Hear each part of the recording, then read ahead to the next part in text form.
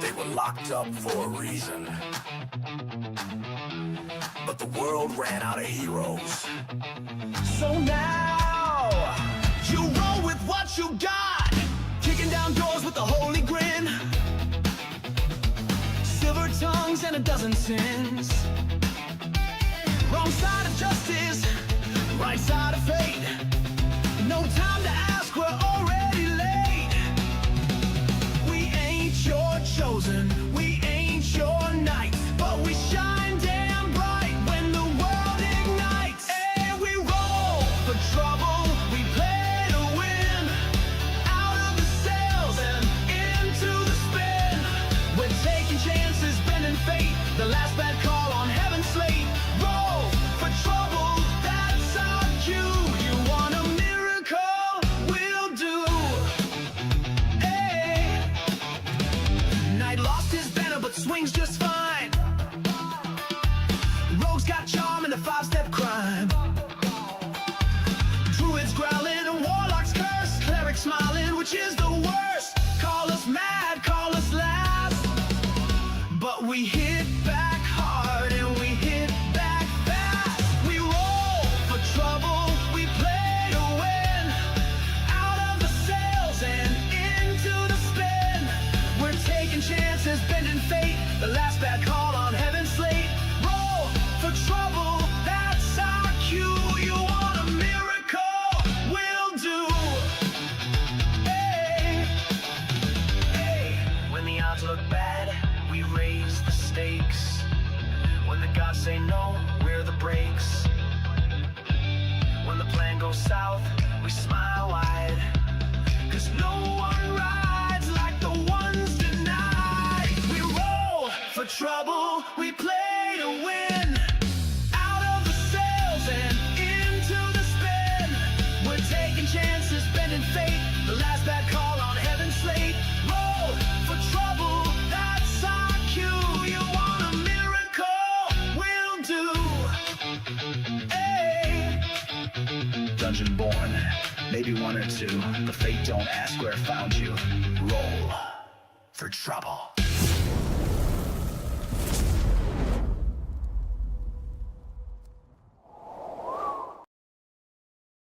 I just wait for it to go live on one of these things, and I just assume it's. That's fine. Hello, everybody. Welcome to Wednesdays. I hope the traffic was good to you. I hope like life is being good to you right now, wherever you're at, and you can settle in, do some lurking, just listen to us in the background, and have a great evening of Dungeons and Dragons. Oh, what? What's up, Chad? What? Fix us. I don't look like Coco. Oh, is it? Oh, actually, you do. Apparently, I do. Oh yeah, you're right. Around the Changing eyes. characters. While I'm we're not doing going to be that, Faylani I'll go tonight. into the normal stuff.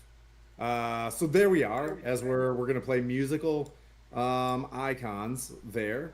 Yeah, we've got a lot going on this week. We're gonna still support 988 Mental Health and Suicide Awareness Channel. It's a good charity for some folks that are on either text or call.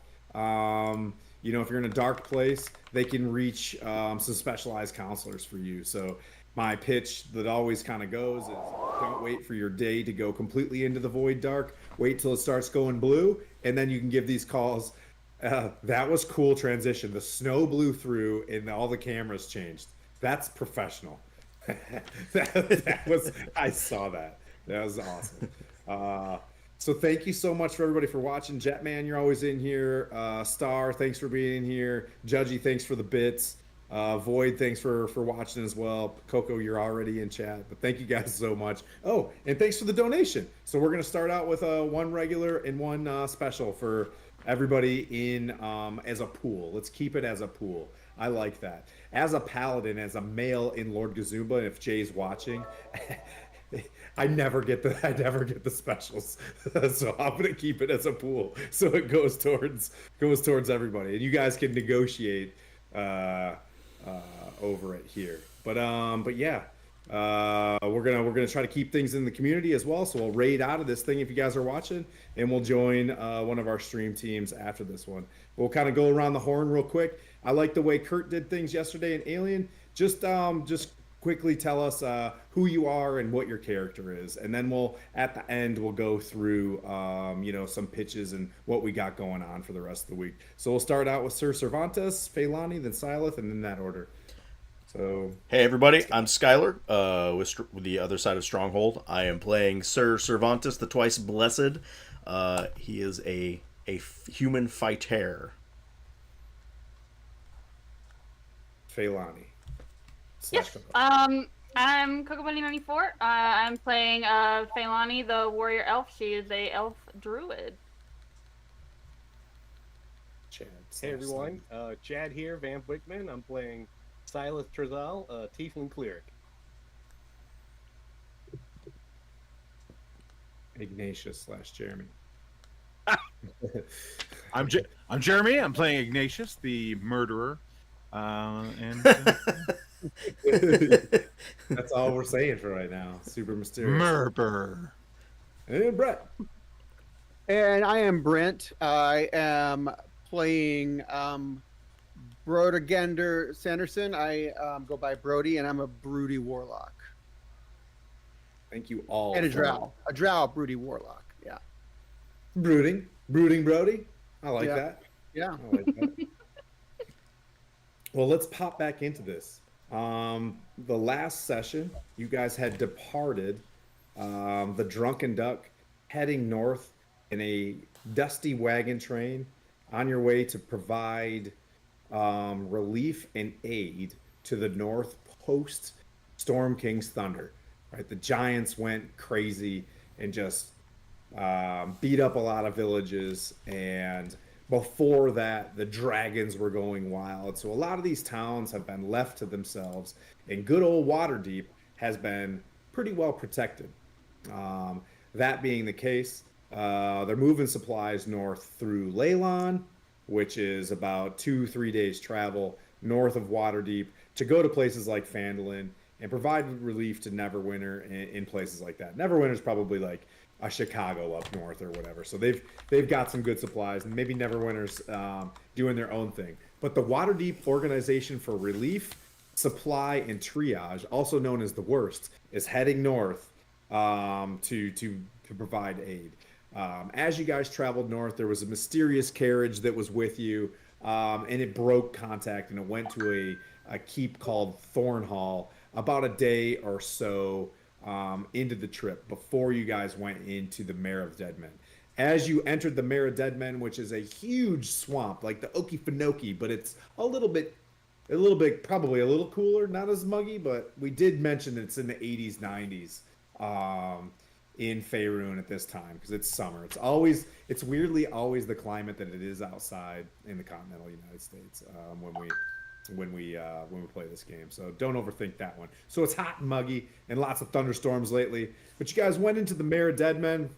You guys were all in your various carriages, and this huge squall line of snow, thinking in your mind kind of like a sandstorm, like wave coming through, but it is like sparkling snowdrift blowing through a swamp, which is wild. So you guys heard the snapping and crackling and the waves of trees, like the waves are kind of pushing against you guys, and this huge, blizzard like blows through to the point where it like instantly puts a crisp layer of ice over the swamp. So you guys are on like this about 2 carriage width wooden planked roadway that goes through the Mare of Dead Men that the elves built, helping Lord Neverember a while back. Now, you guys did encounter some elves prior to. That goes into your notes and memories and your insights if you want to remember stuff. But you did run into a prince, maybe even two princes,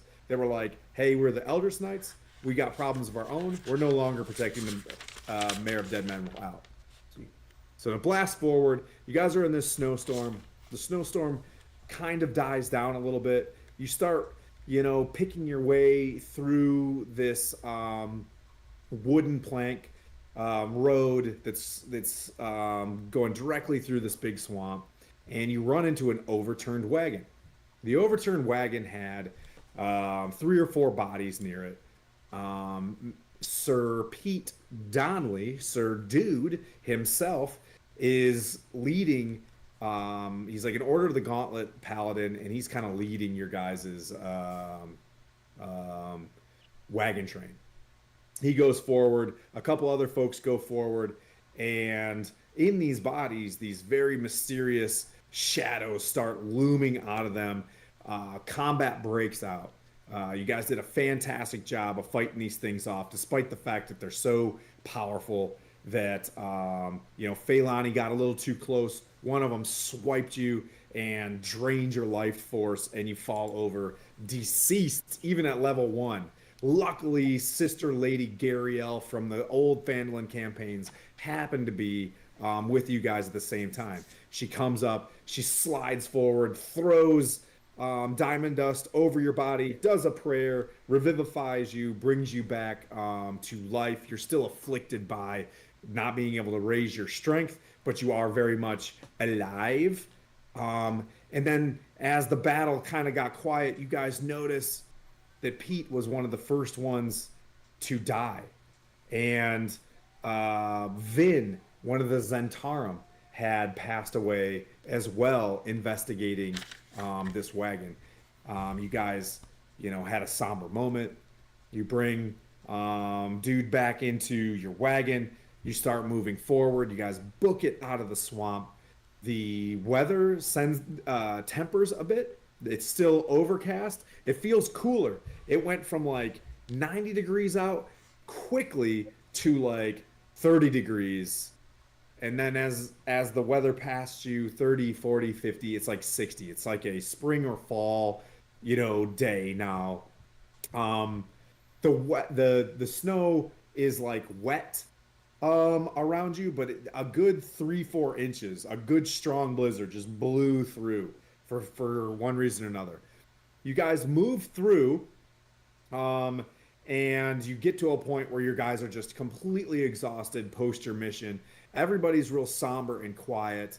And then Phailani, as you're sitting there looking at the fallen paladin laying, in state in the back of this wagon, a shadow just comes out of his chest, takes the form, a shadowy, dark form of the paladin. Very like 2D, but you see a shield and a sword and a helm, and goes forward to touch Lady Gariel. Same with you, Ignatius. You're in the back of this thing. Vin is there. The two folks that are working for this store called Minex, where they're bringing supplies to, and Silith, you're there as well. You see, just bursting quickly out of this body, another shadow looms forward and begins to lurch towards Jamna Gleamsilver, who is with you guys as well. And that's where we'll begin. We'll start with some initiative. We'll knock the dust off and begin what's going on here. You guys have the map in front of you. You can go to map mode there, Skylar, if you wish, and take it off. So go ahead, folks. Let's roll some initiative and play some Dungeons and Dragons. And as soon as you guys can, let me know who got above a 20.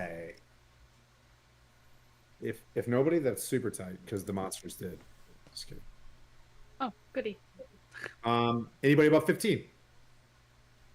Ooh, I got an 18. Holy shit. 18. That's amazing for a cleric. Yeah. I rolled a What'd you 19. get? I got an 18. What'd you get, Brent? I got a 21. Sorry, and my my familiar got a 13. Brody? Okay, so we'll go Brody, and then we'll go Silith. Anybody above? What did I say? That was 15. Anybody above 10? 10 and above. 11. Lemon? 14. What'd you get? Okay, then we'll go. Trying to remember names. Feilani, and then Cervantes, and then what'd you get? Dear sweet Ignatius. I rolled a 1, but because I'm a halfling, I can re-roll that, right? So I got Yeah. a 2, and that brings me to 6. Oh. Oh. Welcome to All right, Wednesday. How are you gonna do that on a Wednesday to Jeremy? Come on. Come on. All right, I got you, buddy. I'm not gonna kill you too bad. I'll give you a good TPK dream. So, Brody, you're gonna have to, as you do this, I need you to give me just a quick roll of insight. And I'm not gonna tax you on this. I just want to know what you roll. Because you guys are facing this direction, right? Right. And you guys are about to dismount. Okay. Inside, I got a 19. 19? Okay. I'm rolling Fantastic. too well. I'm rolling too well. No, it's great.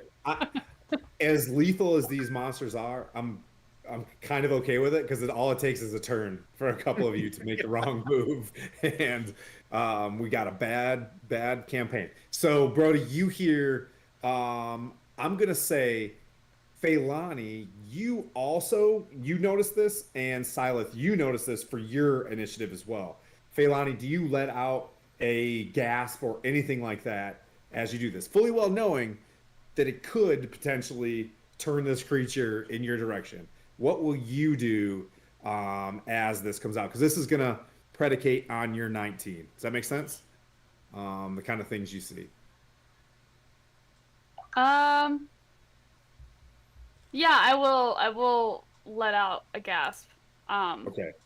Seeing that going for her.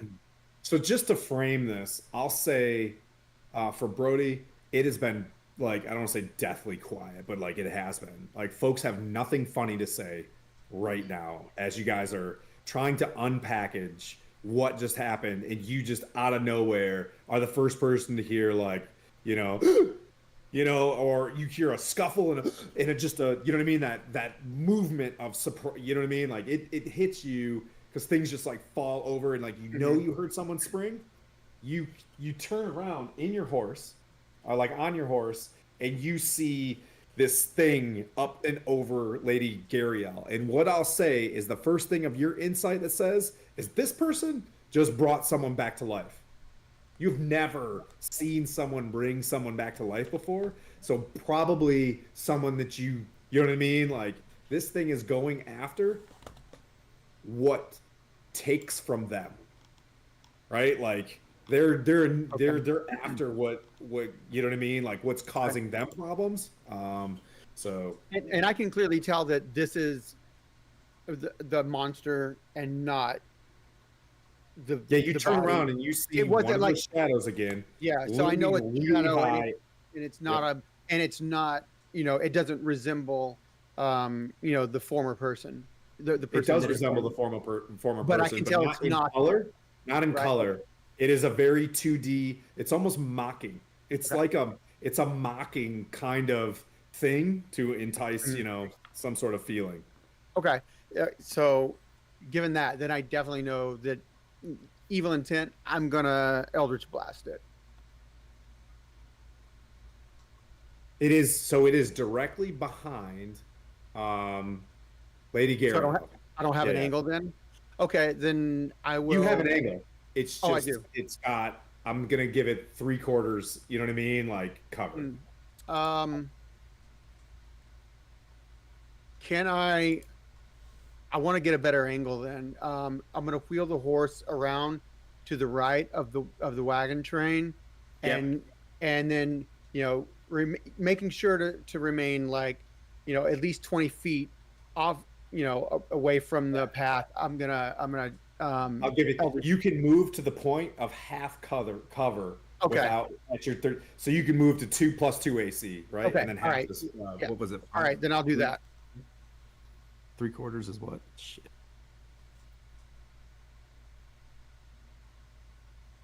And then roll to hit. There it is. +5. Oh, jeez. I told you I was rolling too well. I rolled a natural 1.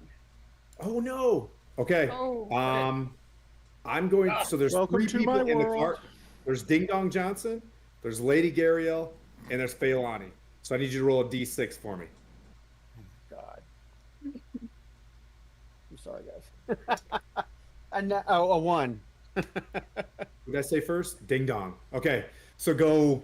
Ron Don Raskins. Can't Don John Raskins. You're gonna go ahead and shoot. Okay.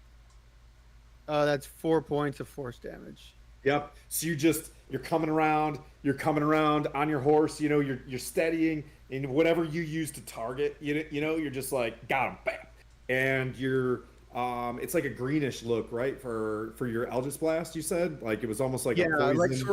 Sort of like a oozy type, like poison, like snake poison. Yep. It's still force, so it comes out almost like a beam, right? So you're kind of looking this greenish, venomous, whatever venom is for everybody to be awesome. It shoots a beam straight, and then Ron John Jaskin's like looking over, and he's seeing this, and whack hits him, and he just falls off the cart and lets go of the reins.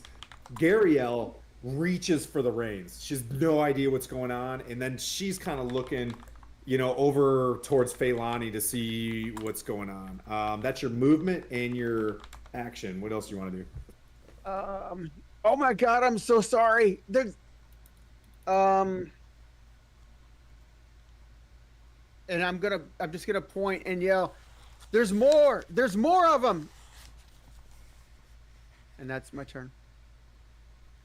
Okay, Silith, with your initiative, right? You can hear that, but you're also watching this thing reach for Jamna Gleamsilver, like next to you. It's just like it's coming out and like aiming. You're in melee of this thing because you're sitting right next to it. Like this thing can easily go this way. Well, if I'm in melee, it's going to be hard to hit him with a firebolt. So Yeah. I guess I'm... Just for Dungeons and Dragons, there's other things you can do for your action. To Yeah. boost- Well, I'm gonna, yeah. Just I have a spear, so if I'm too close to hit it with magic, and I noticed from before that my fire wasn't very effective on it, so I would take my spear, grab my holy symbol with my other hand, and just try to plunge the spear into it. okay. Going for a hit. Yeah. Yeah. All right.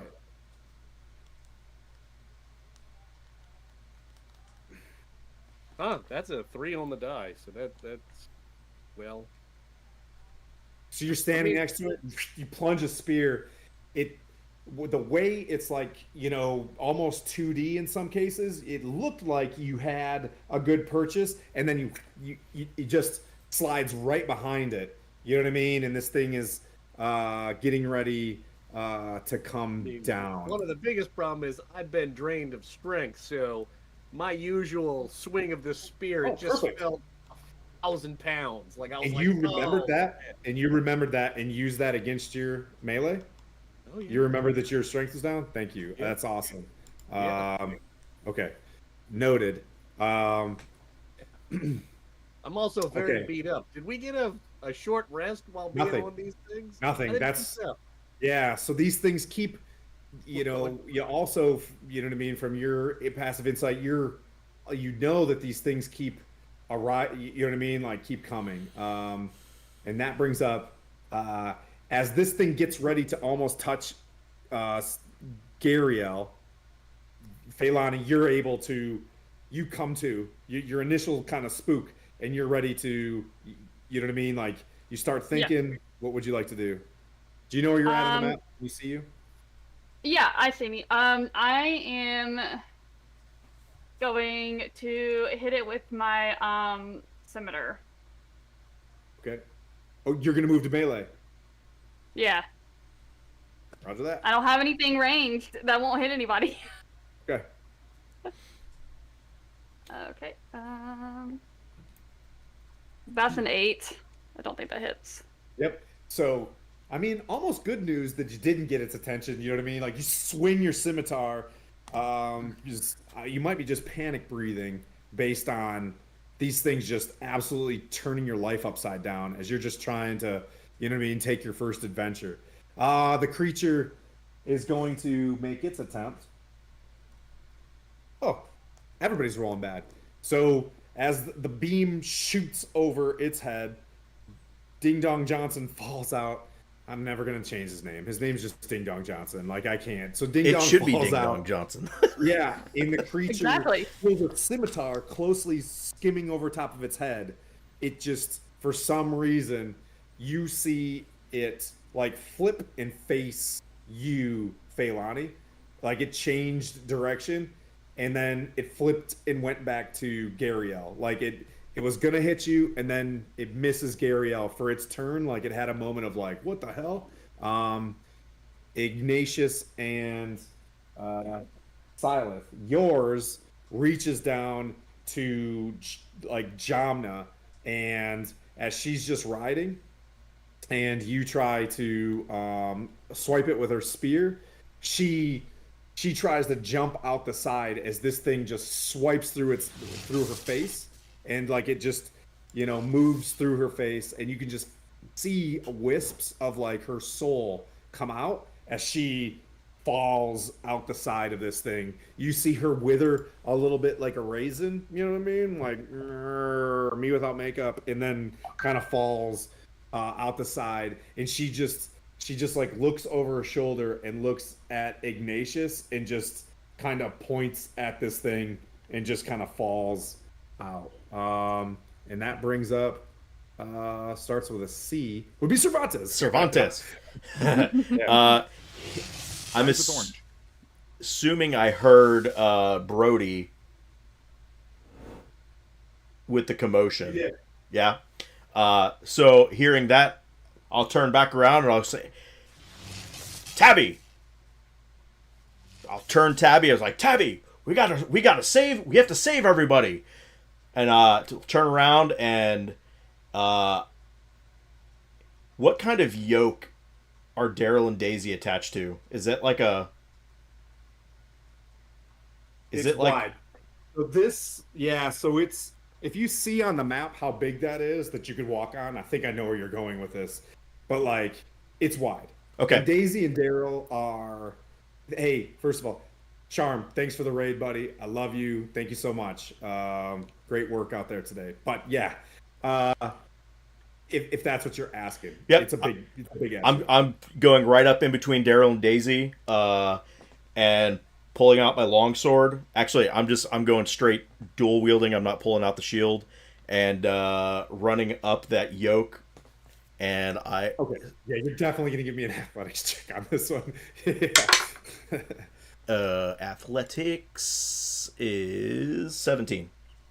Just because you're dismounting the horse, you're moving. So, hey guys, Cervantes just like did something cool. So like he comes up, throws his leg over and just runs down this yoke. 17. That is really good.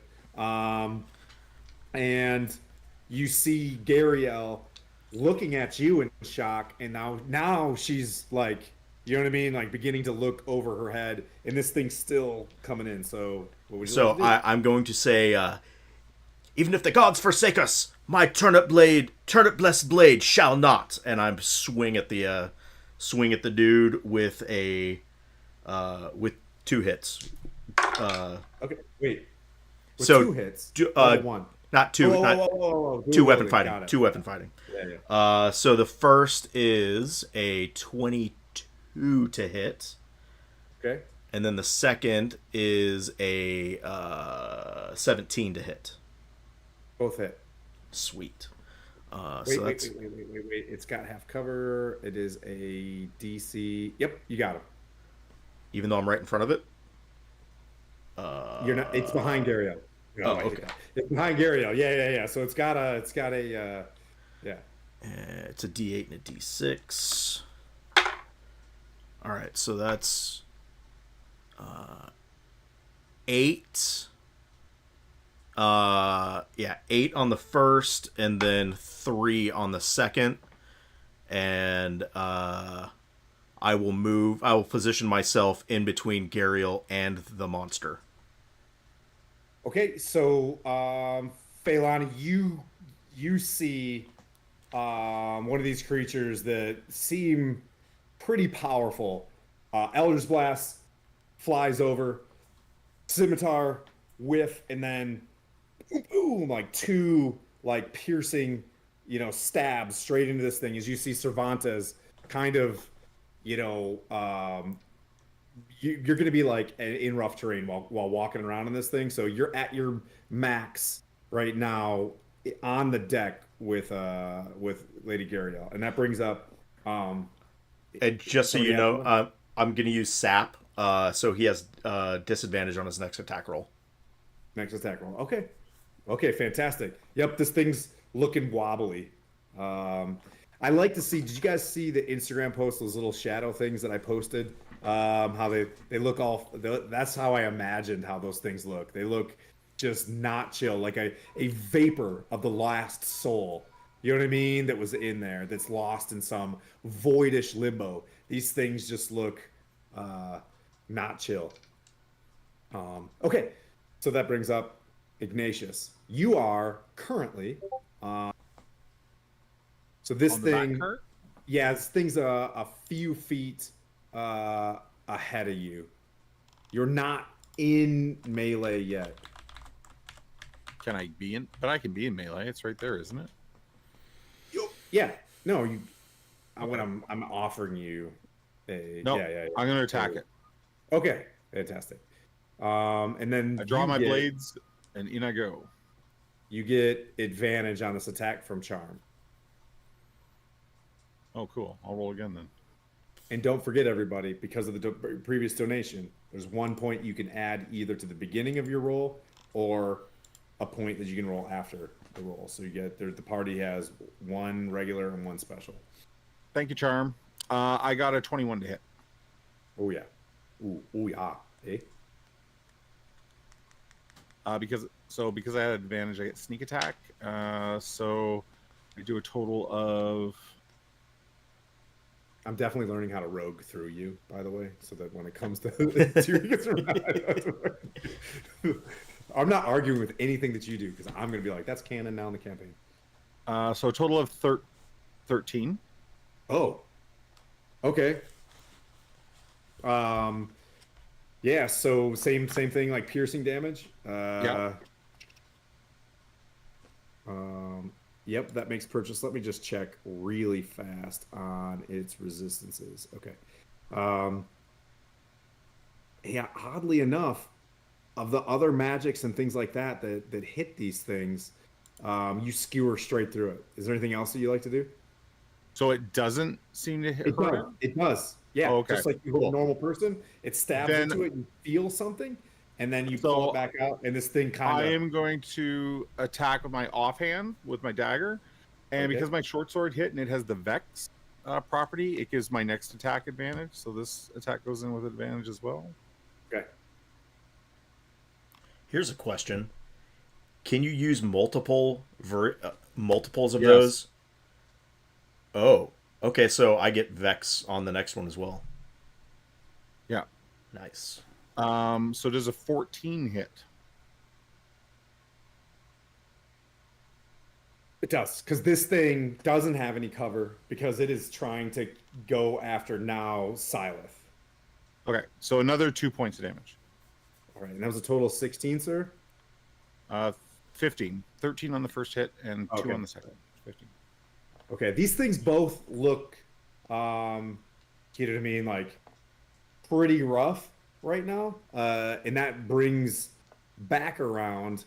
The carts are swaying, the horses are now rearing up. You see this dude Falcon come around, and he quickly like draws a bow, and the arrow misses and goes above Lady Gariel's head.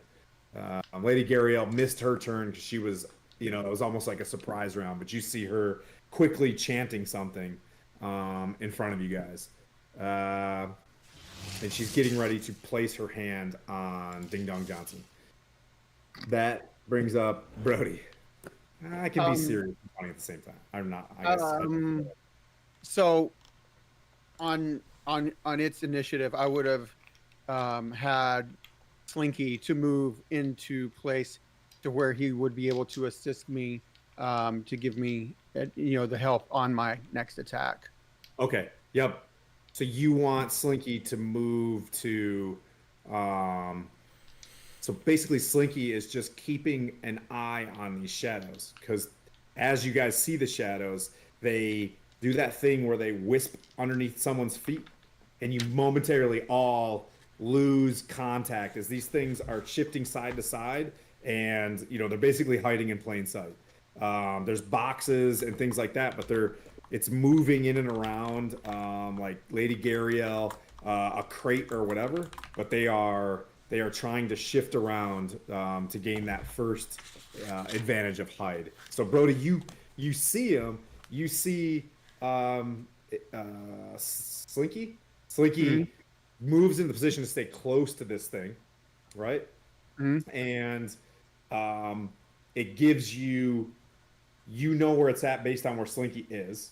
It's there, but it's still right now. It's moving, so it's at 3/4 cover for you. So you can still keep moving. You just have to keep moving down the line. Does that make sense? Okay. Yeah. I'm going to keep moving until I can at least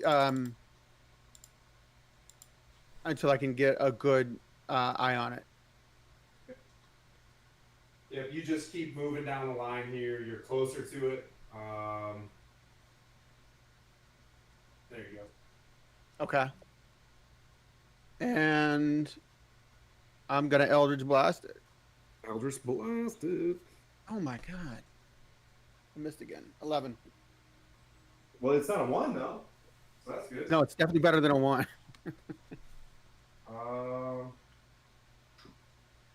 Quick one of these and Silas. Well, I'm gonna, try to rebalance this spear in my hands now that it feels so much heavier for some reason. And I'm gonna try to hit this thing again now that I've seen my little friend carving it up. Maybe I feel inspired myself as I, grab my holy symbol even harder. Okay. Sorry, I'm thinking. That is a 12 to hit. Okay, so you're right next to this thing. You're going to need to. It also kind of ducked like underneath the wagon itself to try to get underneath there and grab at your feet and just touch you. So you're gonna have to roll again for disadvantage to try to find this thing. Oh, I rolled higher. Nice. You did hit though, but yeah. So you did hit as it's trying to. Cool. So 12 was its AC as you're like right next to it, trying to you see it going underneath this thing. You follow it and you just take your spear and just, you know what I mean? Like poke it underneath this. That's 4 damage. 4 piercing damage. Nice. The back one is getting. I feel much more confident. Do you want to move? Do you want to do anything? Or you stay right where you're at? No, I'm sticking next to my murder hobo friend. I mean Ignatius. Bob and weave. Yeah. Yeah, I'm good. All right. So Feilani, so despite the fact that Slinky can see this thing, and Brody shot at it, the miss doesn't tell you where the monster is, but it's also trying to, slide underneath the wagon to get at you guys through cracks or whatever, through its, being able to move through object stuff. But so you can shoot at disadvantage or do whatever at disadvantage to try to see if you can blindly see this thing. Okay. Well, I'm gonna try and see if my scimitar will make purchase again.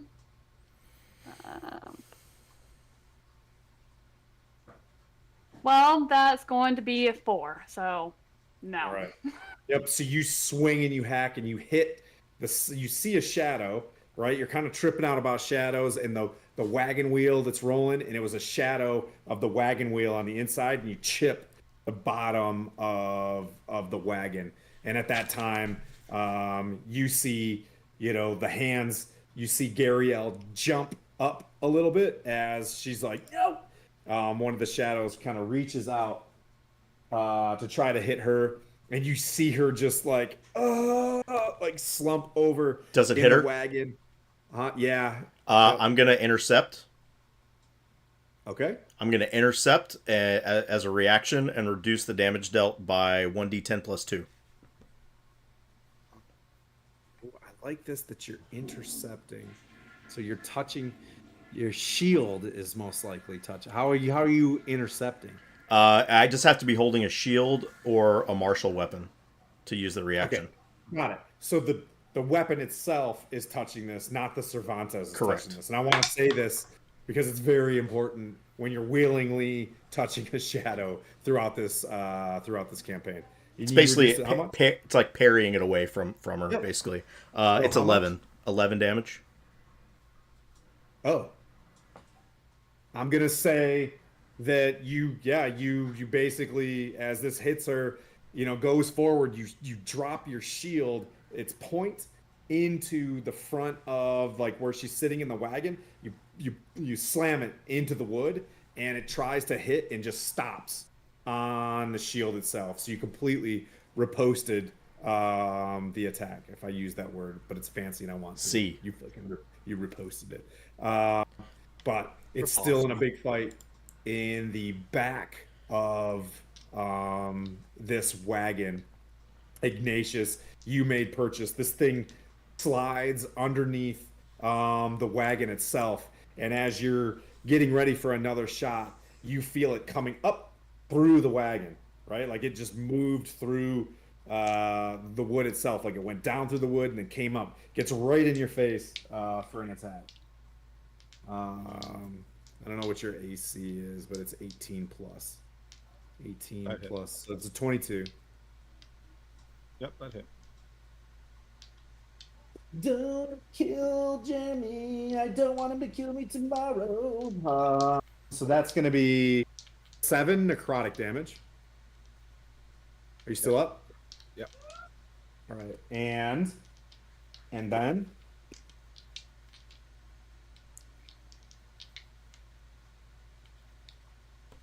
oof, nice, lucky. One strength gets pulled from you. So like you haven't felt this yet, but you kind of saw something.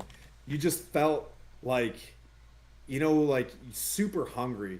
You know what I mean? Like almost like shaky hungry to the point of like you've ran one day doing thieving things, and you have a memory of running so hard for so long that you could just eat anything. You know what I mean? You just needed to like eat a loaf of bread. You're just starving, hungry, that strength sap stuff. And then, you can in your type of way, like snap out of it. But hey, nobody died that round. That brings up Cervantes as you're sitting there on this yoke, like full up. This thing is right in front of you. You see the hand reaching out. You see it under there, so there's like no how would I say it's been seen. It did damage to somebody, like it's not hidden. Gotcha. I'm gonna move then between Gariel and the shadow and say, stand behind me. I am the steel, I am shield, and I'm slightly winded, but unwavering. And I will swing with advantage from my Vex. Does a 12 hit? It does. Sweet. That's 2 12s on it. So, all right. So, D8 plus 2. So that's so 3, and then 3 and 4, so 7 total damage.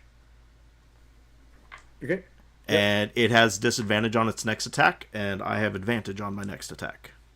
Oh, very nice. That was Cervantes. All right, Ignatius, toe to toe, with the shadow. Yeah, I'm gonna stab it. I don't have much choice at this point, I don't think. I'll also yell to Brody to get the guys in the back. I rolled a 1, so I'm gonna re-roll that for being a halfling. Okay. Plus 6, so that's 17. Hits.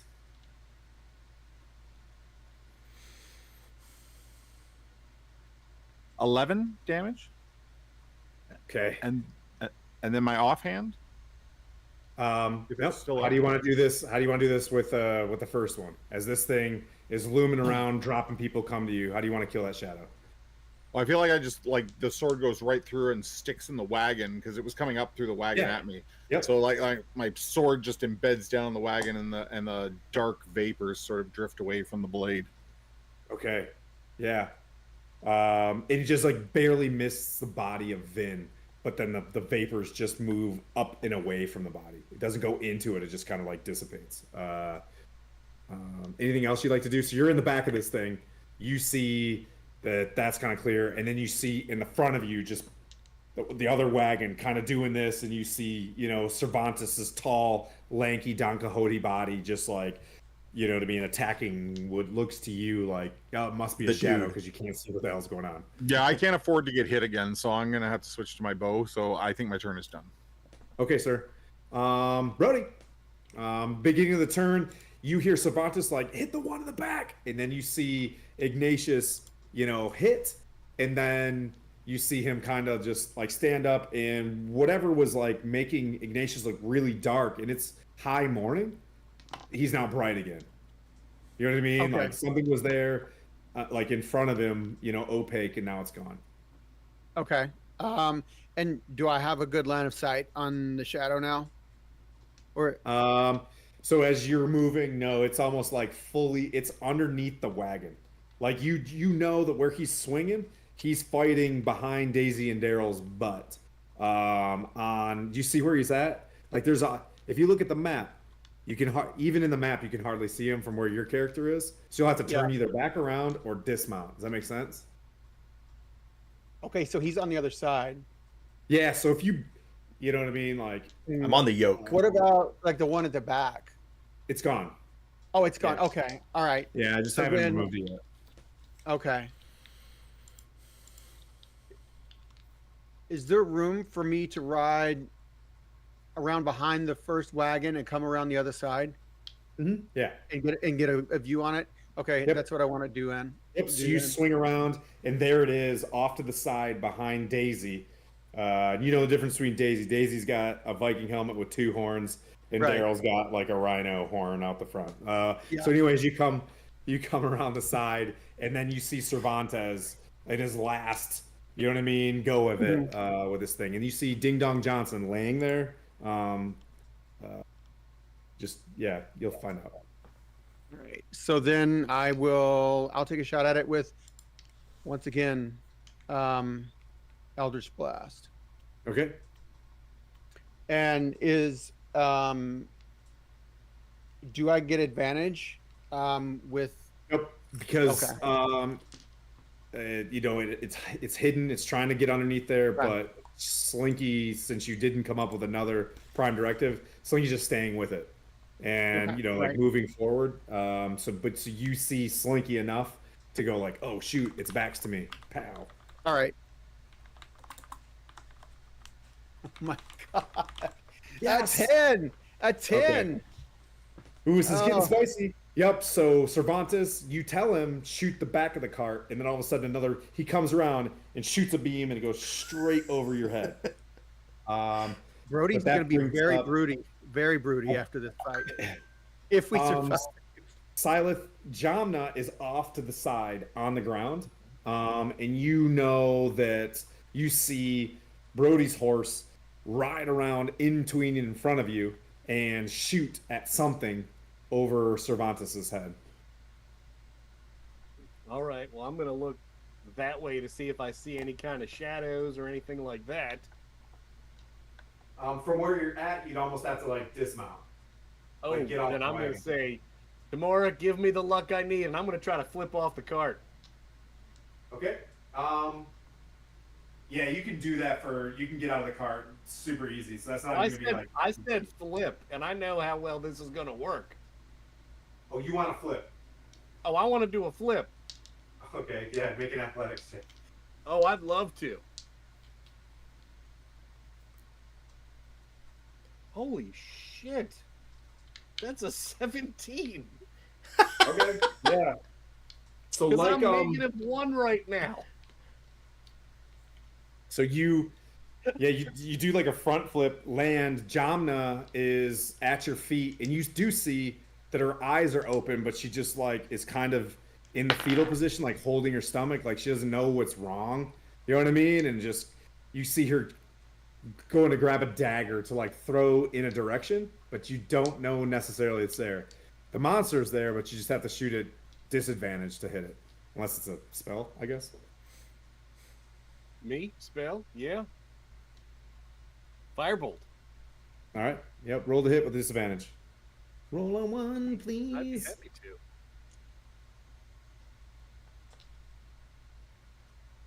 Well then. Apparently, we all just want to kill the NPCs. What'd you get? Oh, I got a 12 and a 1. Oh, okay. There's a special out there if you wanna use that special. I mean, that would make it a 2 so I don't hit people. It's up to That you. might be a good idea. Yes. Yeah, okay. So the venom flies over, Skylar, and then a firebolt poof, flies over your head. Like there's just tracer fire just flying over your head right now. Felani. And I yell out, I'm seeing dots in my eyes from the flip. I'm sorry. You're out of melee, Felani, as this thing kind of, moved underneath the wagon. But you see Cervantes kind of fighting this thing as well. Okay. And you said Lady Gadriel, she is not in She's hold fine. of the reins? She's kind of she's sitting fine? there, but you can see she's reaching towards Ding dong. Don Johnson. John Raskins. Okay, I would like to move up next to her and see Okay. if I can help with what she's doing. She looks like she's about to cast a healing spell, or she's in the process of healing Ding Dong Johnson. Can I tell what kind of state he's in? He's like alive. He's just low hit Okay. points and drained of strength. Okay, well I will, before she does her healing spell, I want to hurry up and get in there and cast Spare the Dying on him to her. Oh, okay. Yep. Yeah. Before she casts the healing spell, you just walk up and Yes. just like got it. Stabilize him, yeah. Perfect. That's not a Enough. roll. So yeah, yep, you do that, and he seems to be like, like breathing normally. He's just kind of an NPC that got hit in the face for like the first time. You know what I mean? So he's kind of just chilling there. But when you do go down there to heal him, you feel a shadow like looming over Feilani. You moved in there? Where's this thing going for? It was going for. That's gonna go for Feilani. That is a. What? You're 9? That's too low. 9 to hit. Feilani. No, that misses. Yeah, that misses. Phew. Yeah, So this no thing, you can see kidding. it swiping at you. It's almost like you get the sense like it knows what's about to die. You know what I mean? So it's going to go after things like that to make more friends. And that brings up Cervantes. And I will just finish this up and say the sacred code demands rebuttal. And I'm going to call Blessed Smite. And now you'll get, this is not an advantage because no one's hit it yet. Huh? So this is a regular shot because it's hidden. Oh, so just okay, gotcha. Yep. So just yeah, so not disadvantage. Yep. Ooh, nice. So 22 to hit. Oh yeah. And so I call smite on this really loud. So that's 4 damage. Okay. And then with the short sword. Oh. Wait a minute. When you, is that radiant damage? Huh? Is it radiant? What damage is the smite? I'm a fighter. I'm just calling smite. Oh, you called smite. God, I forgot you're a fighter. You're tricking even me. Like I'm fooled. Like yeah. All right. Yeah. To the DM. I'm just No, calling smite really loud. It's late, Jeremy. It's late. Yeah. And then the second is a 10 to hit. Actually, I'm going to use a luck point to give myself advantage on it. Okay. A luck point. Is that a fighter thing? It's a... What is that from? It would be from your background. Yeah, my background, yeah. So that's a... So plus 4 is 15 to hit. That hits. And that... So another 4 piercing. Oh. Okay, how do you want to do it? So I call smite really loud, like blinding smite, and I come down with the long sword, and then just pierce with the short sword. So Feilani, you hear this, and you're not looking at Cervantes. So, for all intents and purposes, as I was tricked as well, this thing goes away when he smites it.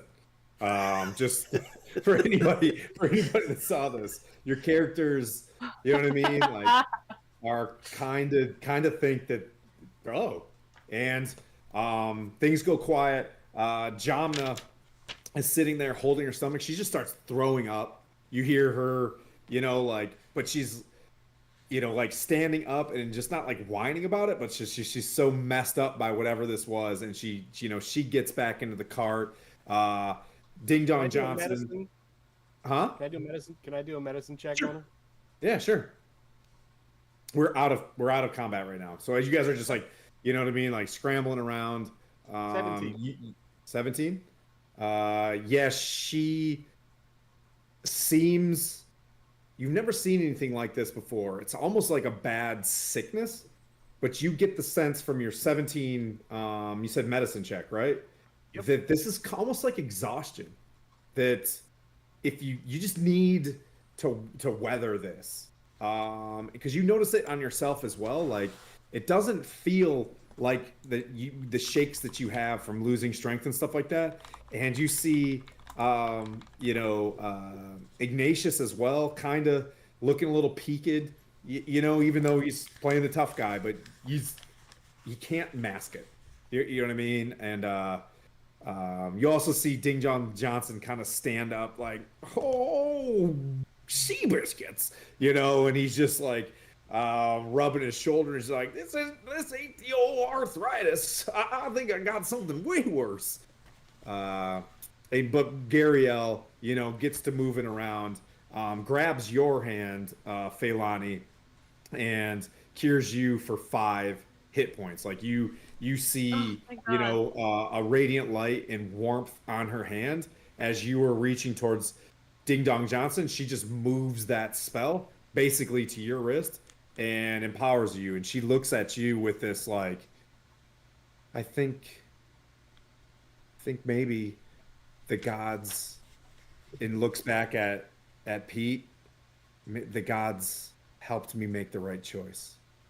Your selflessness reaching towards Mr. Johnson. He's sitting there. His pots and pans, his backpack's all turned upside down like a ruck when you fall over, and there's just shit pouring out of it everywhere.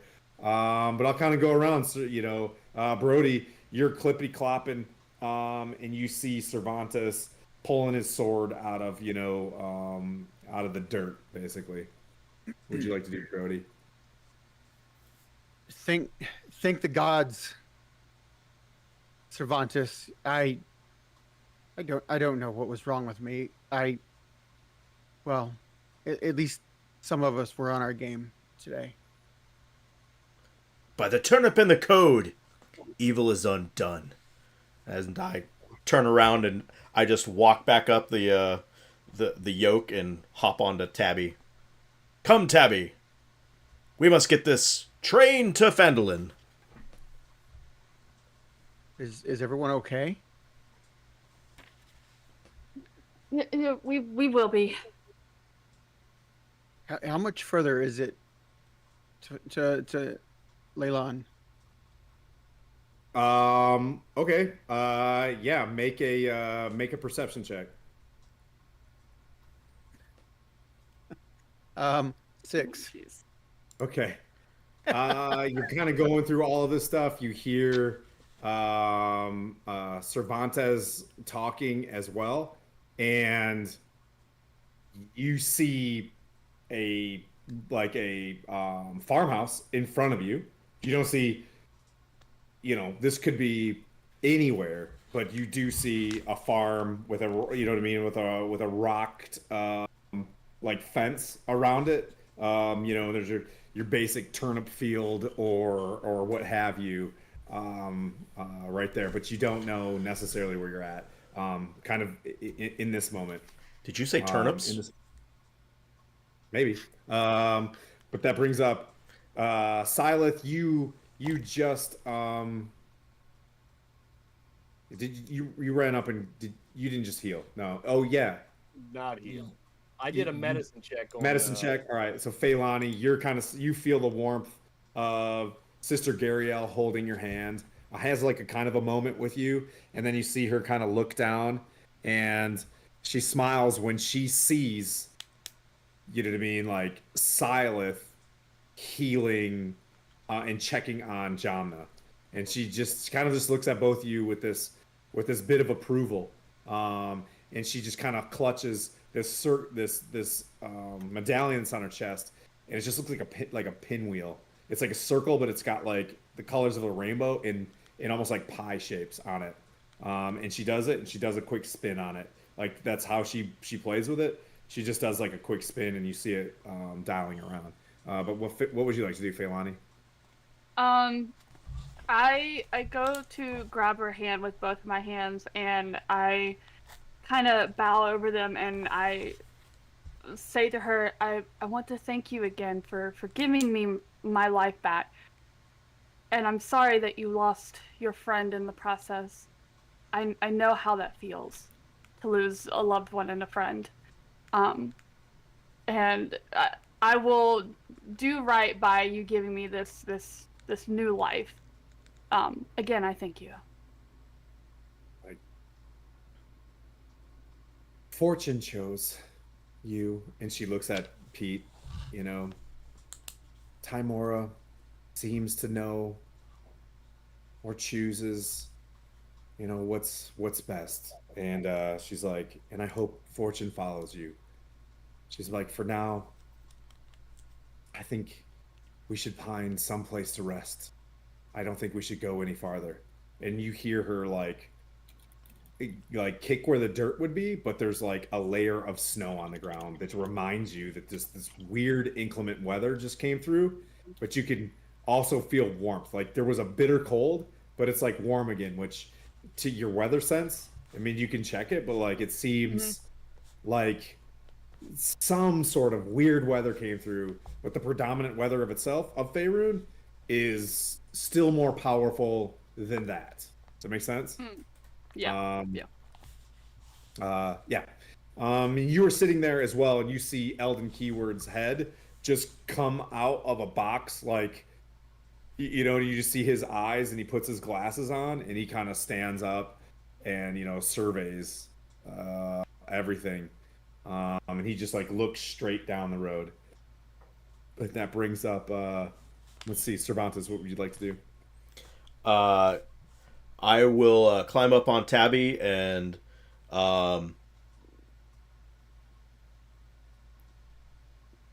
come up to Lady Gariel, and it's like, my lady, were you injured in the battle?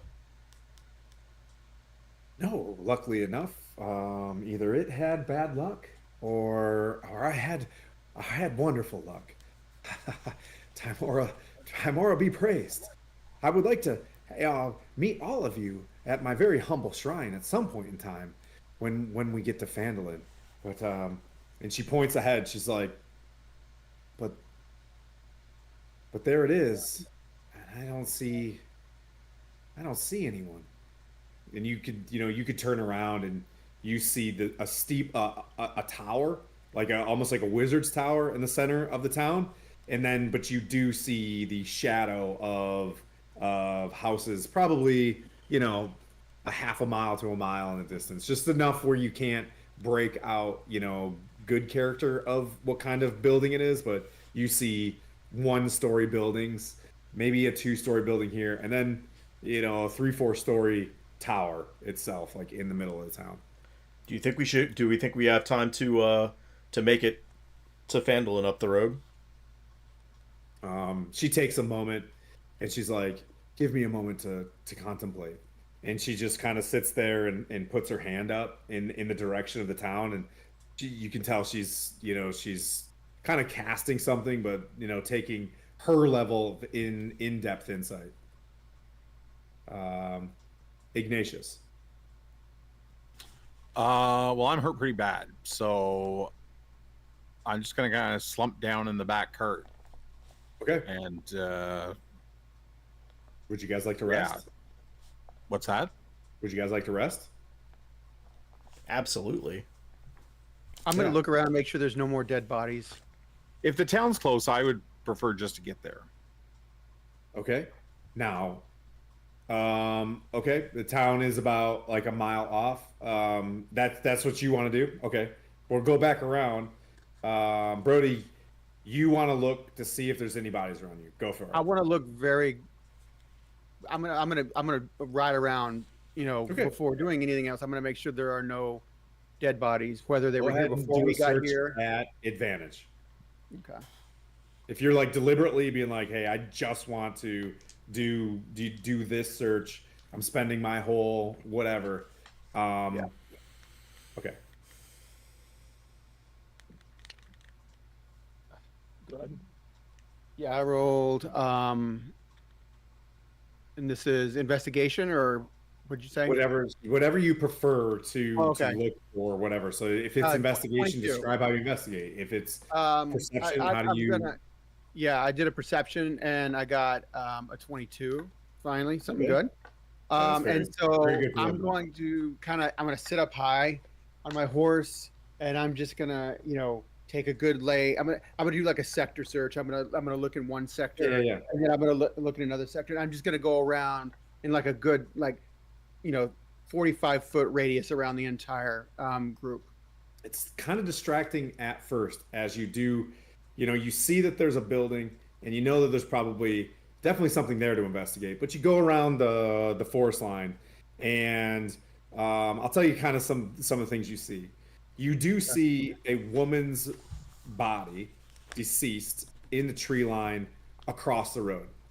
You see that, and you do your scan. You come back around on the other side, and you see a man's body slumped over in the field. There's a plow there, but there's no horse, right? But the plow is there, like it's dragging one horse. But there's a man slumped over, and as you're searching, you hear sniffling in the top part of this cottage barn. Like you look at it, and it kind of looks like, you know what I mean? Like it's got an open window up the top, and you hear sniffling inside this barn. But I'm gonna hold you, so you see that. You can verbally tell folks that, but you're kind of action is up. Okay. Yeah, I would just. There's a couple of bodies over here, one in the tree line, one in the field, and then I think I hear a child or something, sniffling or crying up in the top of the barn.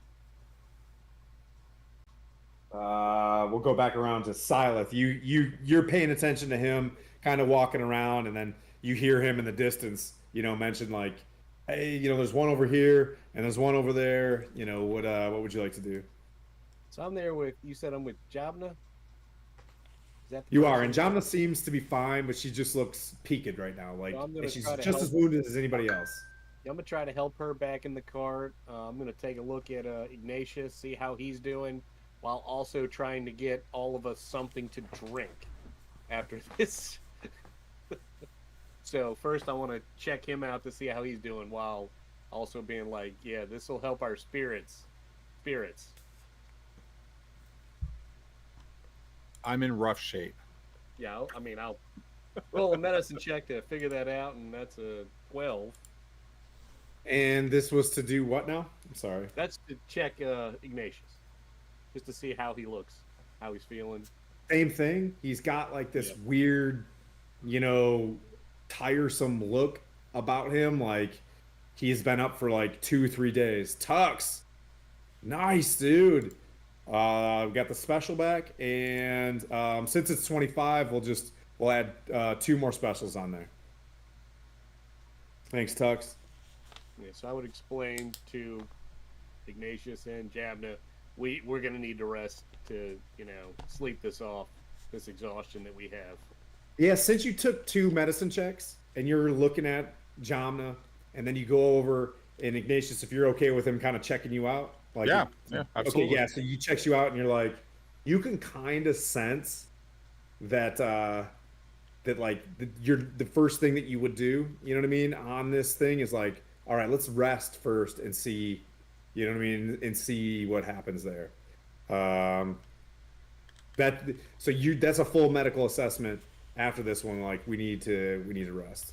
It's only been like 2 minutes post battle, just in case you guys have anything up and running. And that'll bring up Feilani. So Gariel sits there, and for her next turn, she's like, hold still. And she pumps another, she just like, gives you another 4 hit points for another cure light wounds. And then she's like, all right, I'm gonna, and she goes to the back. She's like, I'm gonna go check on some other folks, and she kind of like walks towards the back. Oh, you're muted. Did I possibly hear Brody saying that there was a child crying in the barn? You did. Gariel's talking to Ding Jong Johnson.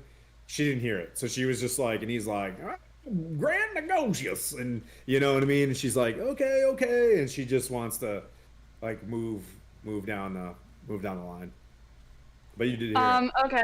I would like to go and investigate the barn, just to find the child. Okay. Okay, so you walk up, you see a 2-story building. There's like an opening in the beginning.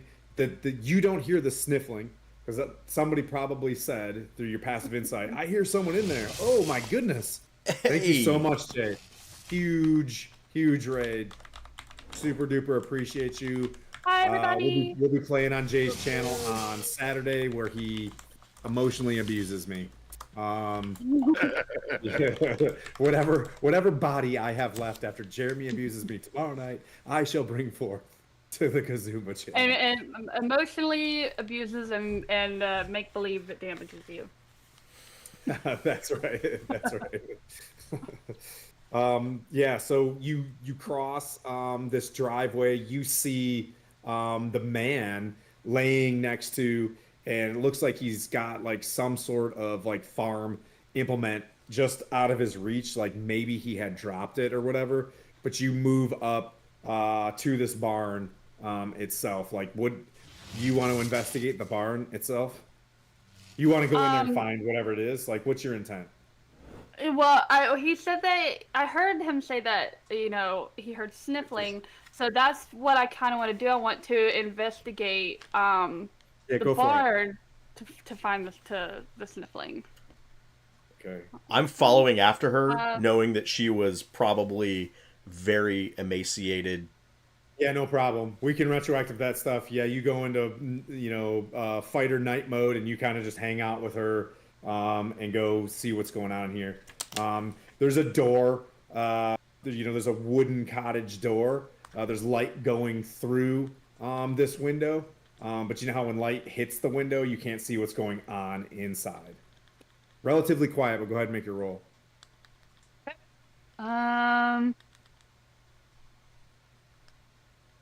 That's gonna be an 11. Okay. Did you assist? Uh, Did you want to use your action to no, assist her, or no, you because just if I had noticed the turnips, I would have dug up, grabbed a turnip out of the ground, and run it across my blade as she was doing that.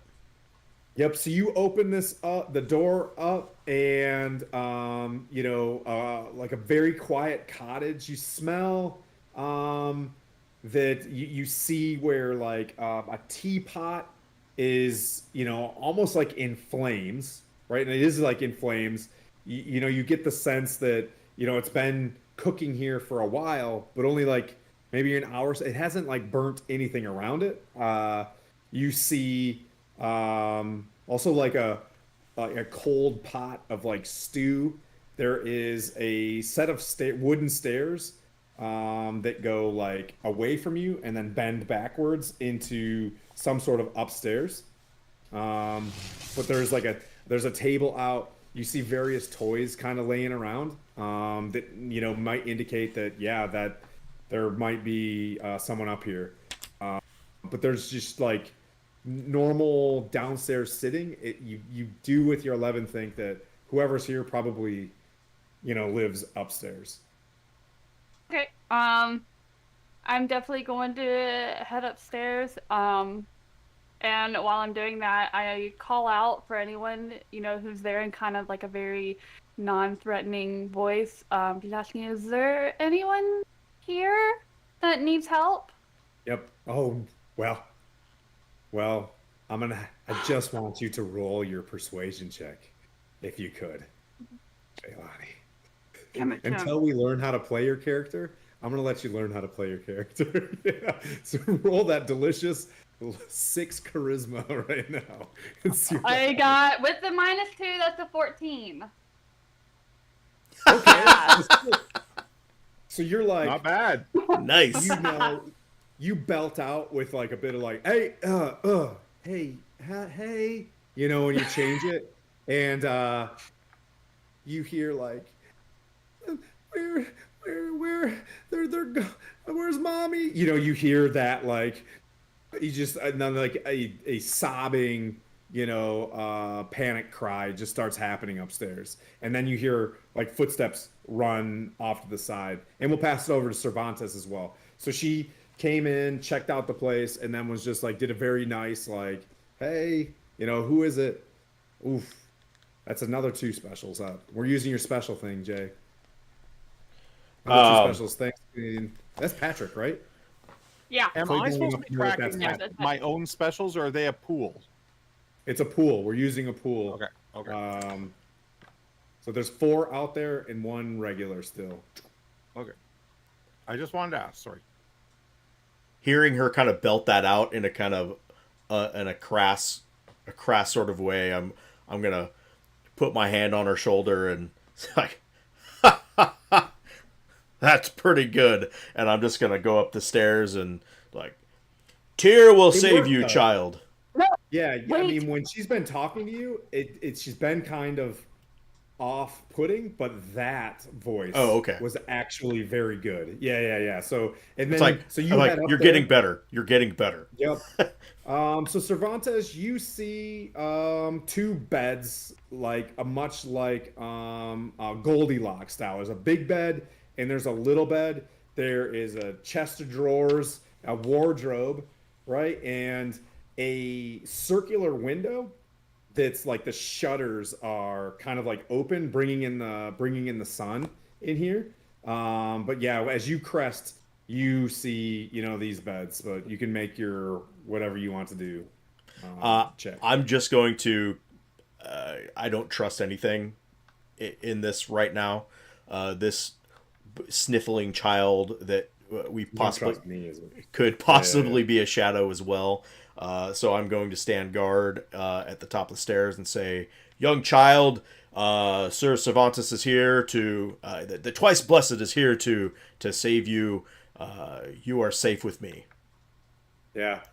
So, underneath the bigger bed, you do see, from under the bed, a shadow of like a child come out from underneath the bed and just kind of recede back underneath the bed, and that Oh. brings up.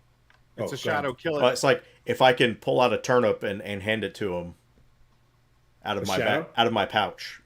Just the child to the child. What kid is going to want a turnip? Uh, with a turnip, roll persuasion at disadvantage. If you're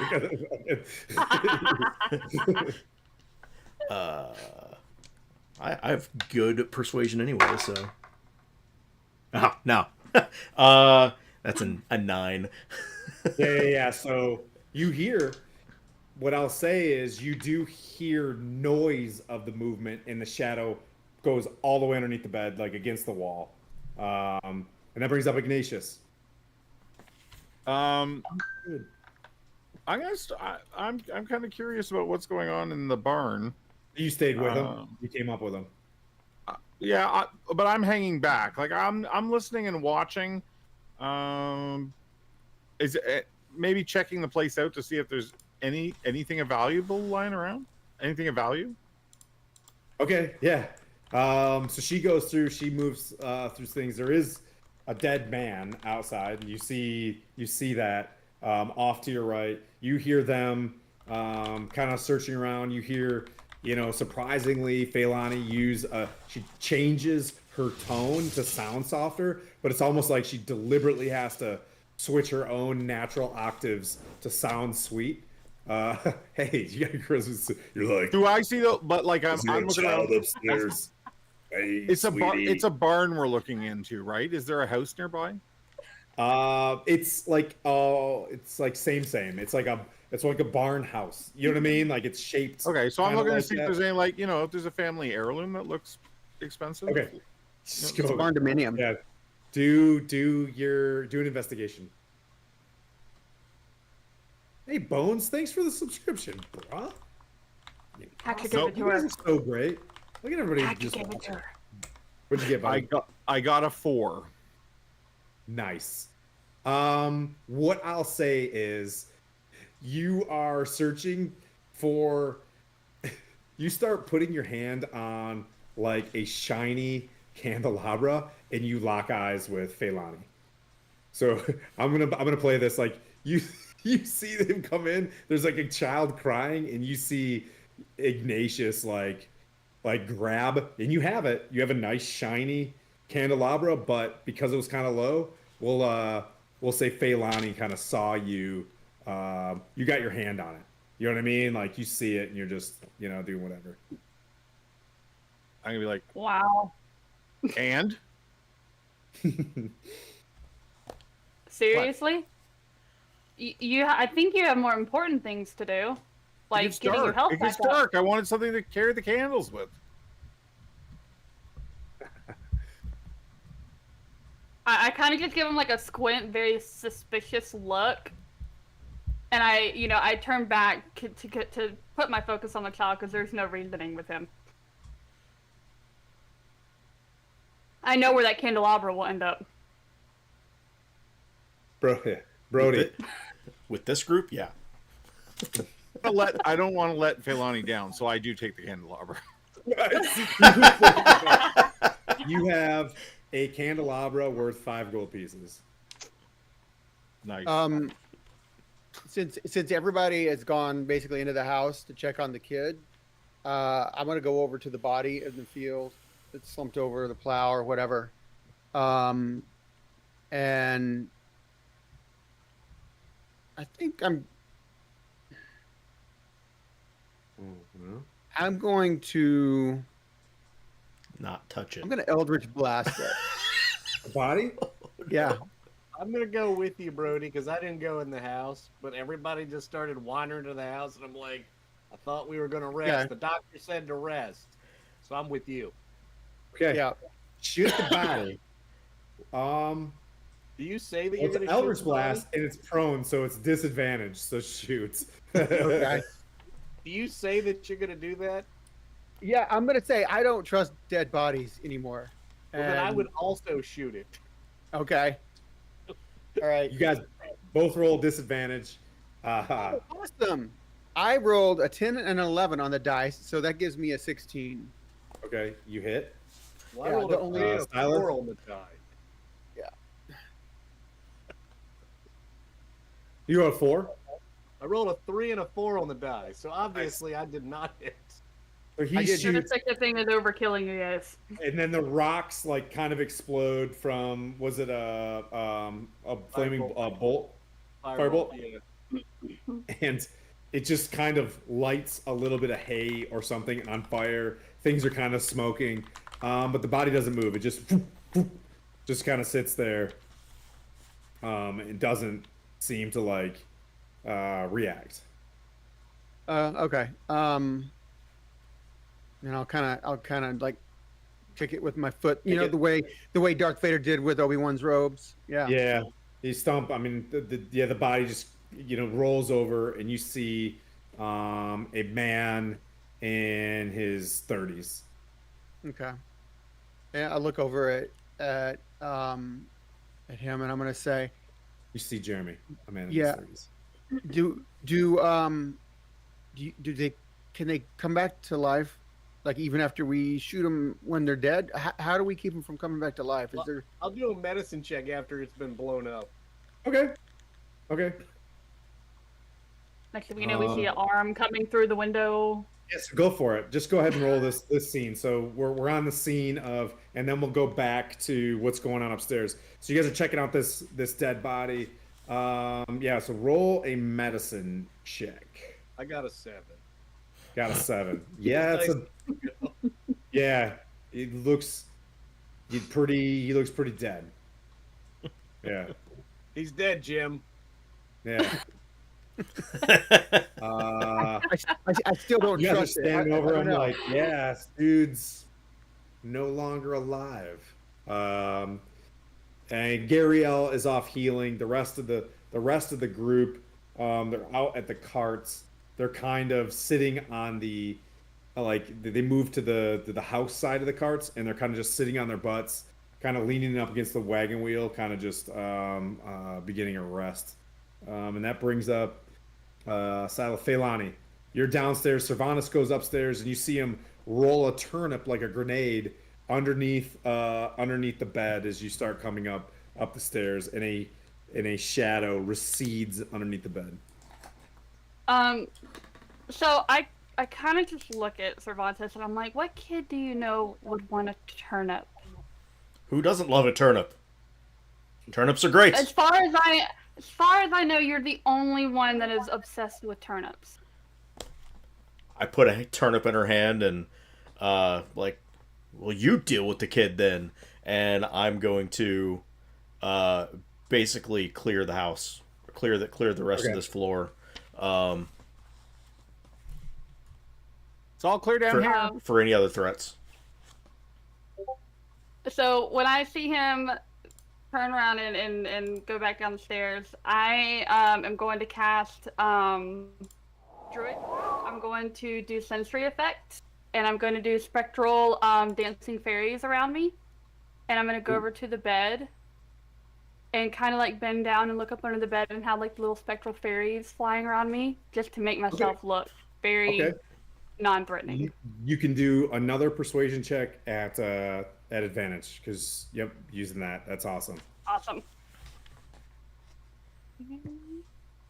That is going to be an 8. Oh, with advantage. With advantage, The 'cause it's a fairies are -2. terrifying. The But, like- fairies are terrifying. You have good teeth. You have good teeth, but they're like green from whatever you eat. You know what I mean? And you're like, hi. and you got like druid stuff in your hair, you know what I mean? And Oh you these my fairies God. around you, and you just hear just Oh, this scream as this kid just like runs back. Like the shadows are gonna take me away, like mommy and daddy, and just kind of like scamper off. I'm sorry. I was really rooting for you, Feilani. But we got to really lean into this charisma. Dump stats. Okay. absolutely hate it. Okay. That brings up Cervantes. The turnip didn't work. The kid is just freaking out underneath this bed. I I just chuckle and proceed to investigate the rest of the room. I'm looking for any potential You're threats. just letting this go. You're letting this happen. Yeah, I'm Okay, just cool. let Go ahead I'm and do just it. letting her do her You're just, thing. there's a screaming kid. Okay, fantastic. I chuck your turnip right back at you. I hope it hits you in the back of the head. Yeah. This is great. Yeah, I'm just investigating the rest of the room for any threats. Okay, roll an investigation. Investigation 14. Yep. So you rolled around. You find some various belongings, a journal. You find 10 silver pieces. A humble amount of money that they would have. Some hardtack food and things. And as you investigate, you see the outside window, and there's like a empty pen from animals and stuff like that. Like the door was open, maybe to let animals graze, and they're like gone. There's a few tracks, and they like head off to the west, like animal tracks. But for all intents and purposes, the rest of the floor is clear. Yeah, the house is clean. Yes, like I will announce that. I'll actually I'm gonna yell out the window to Gariel. It's like the house is clean. We can stay here for the night.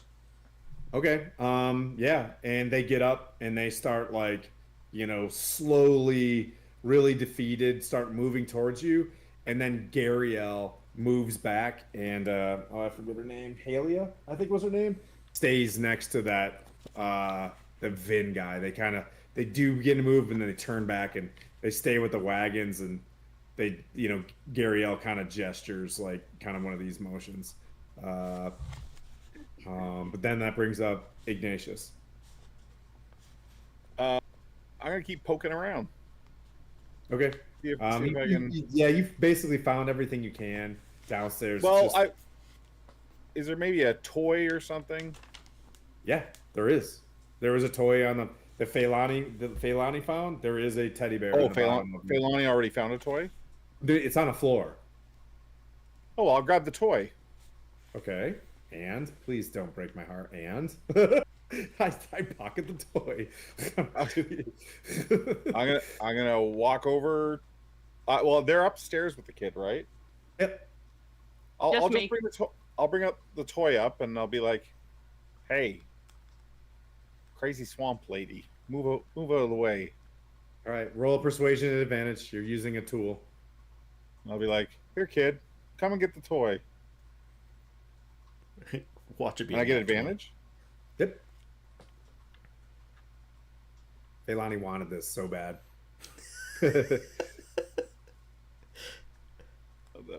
Right, I throw the turnip at him. I don't think it rolled with advantage. Just roll twice. Okay. Yeah, I'm on it. I'm on it. 17. Okay. Yep. So you hear her say "Chewy" in her hand. You know what I mean? Comes out to reach towards the teddy bear. What do you do? You see? I'll a be little, like, you have to promise me. Am I the same size as her? Yes. I'll be like, you have to promise me to be brave. She was like, I'll be brave. And she comes out, she sees you holding the style and immediately comes out and just waist hugs you and just starts like downloading. Yep. I look at Feilani very uncomfortable. And you No, hear her just- nope, nope. Yeah, I'm she like, looks come on. up to you and she's just like, "Mommy and Daddy were hit by the storm and they turned into weird shapes." Storm turned them into weird shapes. Weird shapes. That's weird. That's weird. Is it just you and mom and dad here? You got any brothers or sisters? Oh, it's just me. You got any pets? No, we can't. She's just like, she looks around. She's like, "No, I had chickens and pigs, but they ran off." Yes. Chickens are terrifying. I don't like changing the pigs. I don't like getting the chickens. They bite at me. Yeah, I'm with you. I'm with you. I don't like chickens either. I don't like And yet- chickens. And everything tastes like them. Did you I have don't know goats? about that. Hearing the animals, did you have goats? No, no goats. Just pigs. Didn't say and a goats. horse. She said pigs and chickens. Crazy turnip night. Listen, And she has the turnip in her hand, and she hands Cervantes the turnip back. I take the What's your turnip name? from her. What's your... I take the turnip from her hand and ruffle her hair. What's your name, kid? Ginny. Jenny Jenny? from the block. Oh, Ginny. you took my joke. Genie? Ginny. Ginny. J Jer- I Jerome? N N E. Ginny. Okay, Ginny. You can't stay here, so you're gonna have to come with us. I want to come with you. Well, Kid likes a murder. I don't get it. Mama. You murdered someone? Oh. Not just someone, multiple people. don't listen kid. to the crazy swamp lady. Come along. I'll just guide Ginny out the door. Okay, so you're walking out with Ginny. Yeah. I just want to. kid? I just want everybody to take a moment as how this went down with Ignatius walking out with a child of everybody else. Yay, dice! Dice do things. This is great. And she just, you hear her like pull your hand, Ignatius, and point. She's like, "Papa, Papa, what are they doing to Papa?" As they're like kicking him, and you know what I mean, and you know. Be like, hey, Sorry about We're- that. hey, We're, try- stop we're, that! we're trying to wake him up. He's on fire! No, he's not. Putting him out. We were putting trying him to- out. We were trying to thaw him out. He was frozen Ignatius, stiff. she tugs you and wants to like, and she whispers, she's like, Daddy was hit by one of the dark things, and then I went looking for anything that I could do, and then I saw Daddy standing over Daddy, and then Daddy moved down the road. And then Which I way saw does she Mommy. point? I saw Mommy do the same thing from the trees. Mommy went down the road towards where you guys came from. Well, they're probably gone now. They've gone on to a better place. It'll be fine. Don't look at Daddy right now. That's not really him anymore. That's just his body. Gosh. Okay, come on. Yeah. You know, like we'll go into this, but she just begins to, you know what I mean? She's crying, and but she seems pretty taken by you at the moment, and she's kind of hanging close to you. I'll be So like, beyond- I have a fiddle in the wagon over there. Do you like music? Yeah. Well, come on.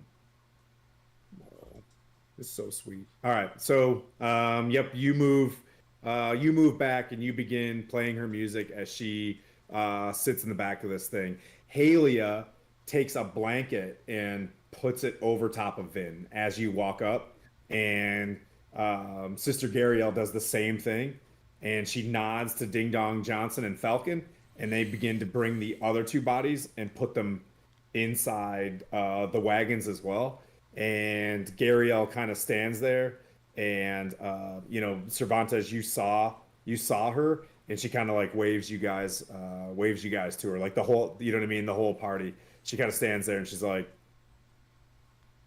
with Pete being gone and not having a whole lot of us, we're what are you guys thinking? Are we staying here? But do you think it's wise to go into this town? What time of day is it? It's I'd say it's morning. It's morning.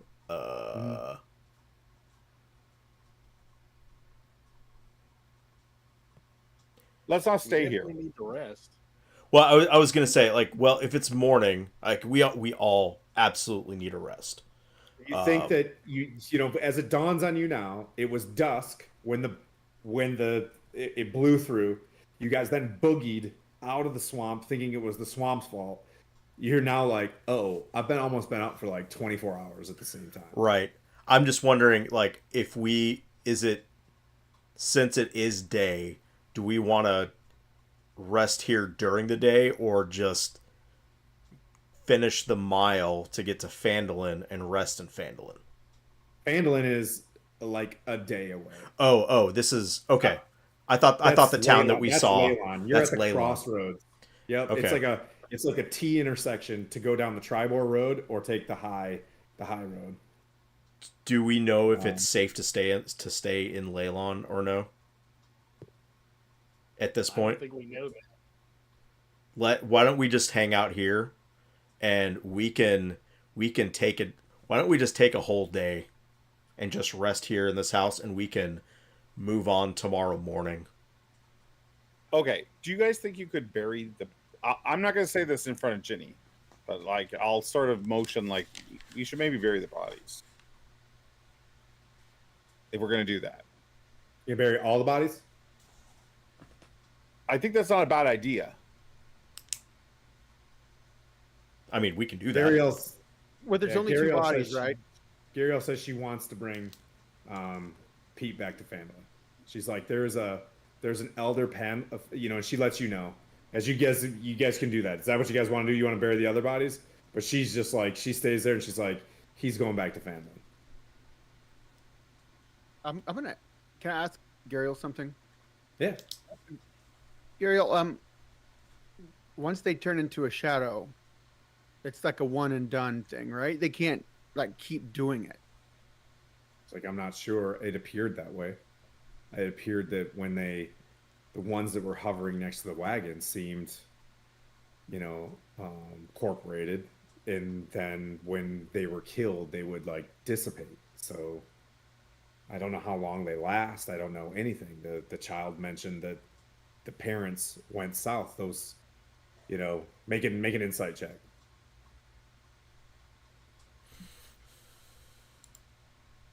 18.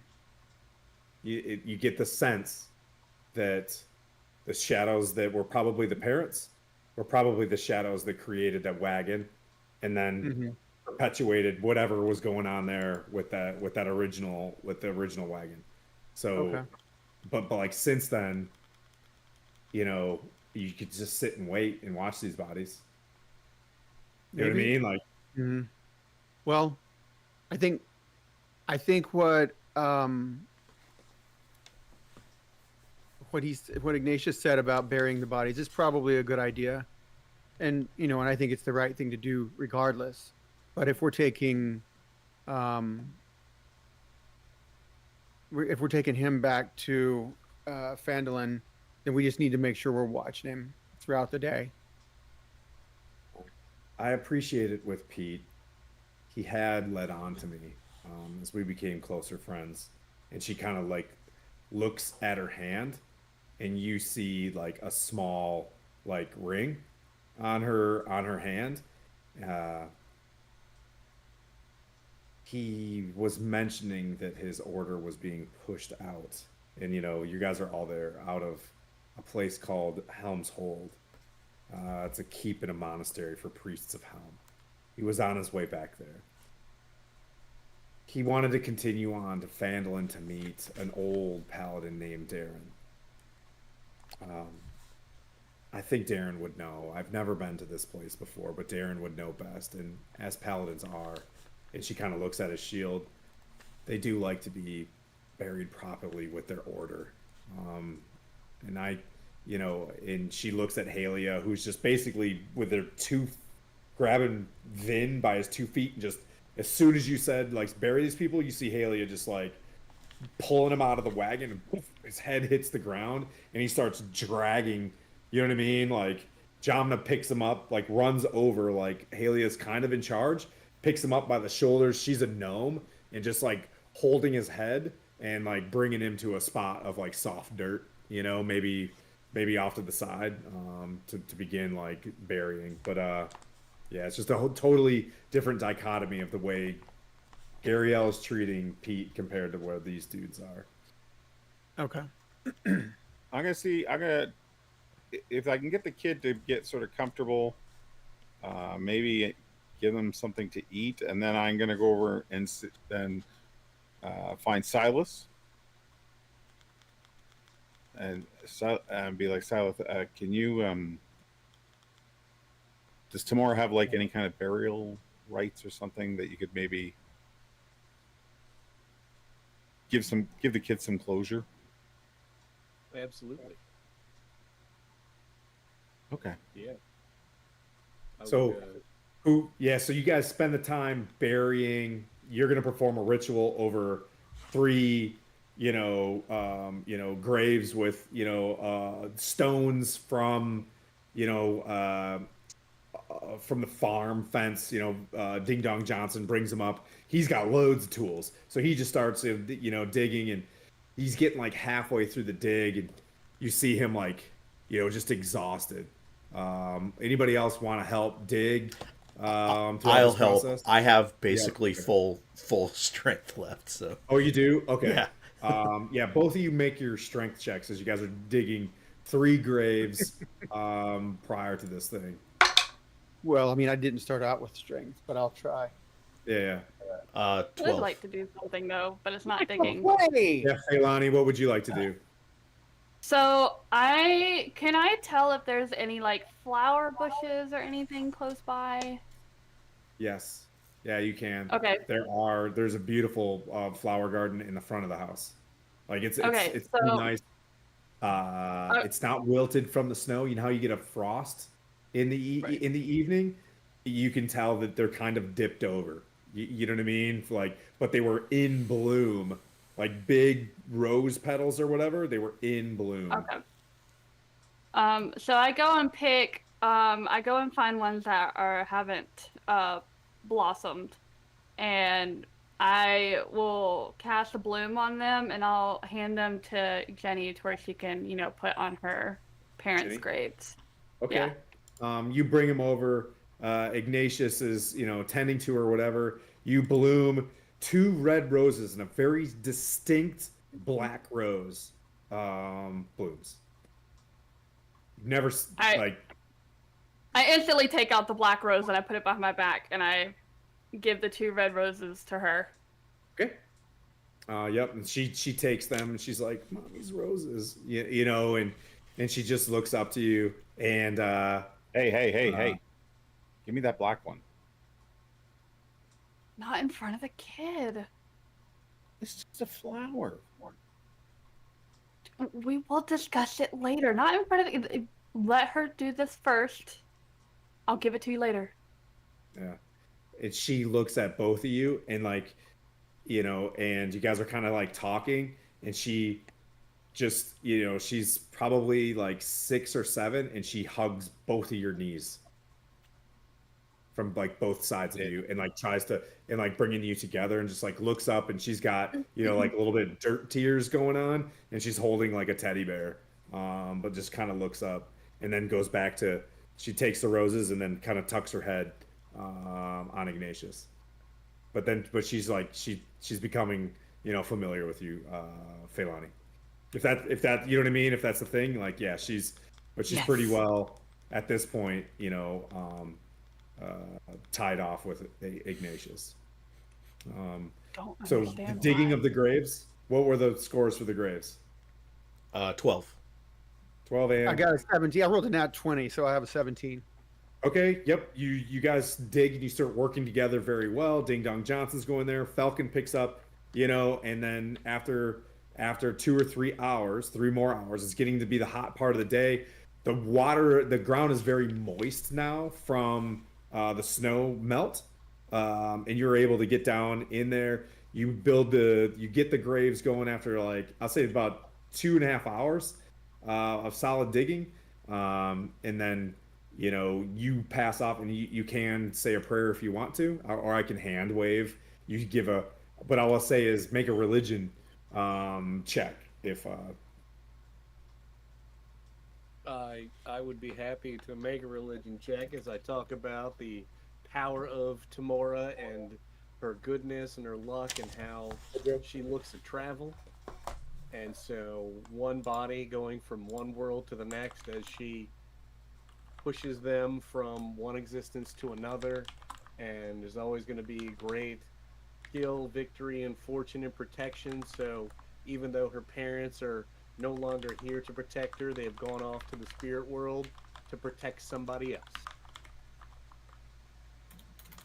it's very sweet. Now roll a religion check because you 11. want this is what you want to put into it. You know what I mean? Like I 11. studied to be a DM, but how did I perform as a DM? What'd you get? 11. 11. 11? Yep. Yep. A very solid thing. And I told you, and Lady Gariel is sitting there as well, and she holds you by the wrist, and begins to pray as well. She bellows out a decent song of Timora, and lifts up, and because of the moisture in the air, a no kidding like rainbow begins to like form in the direction of Leylon.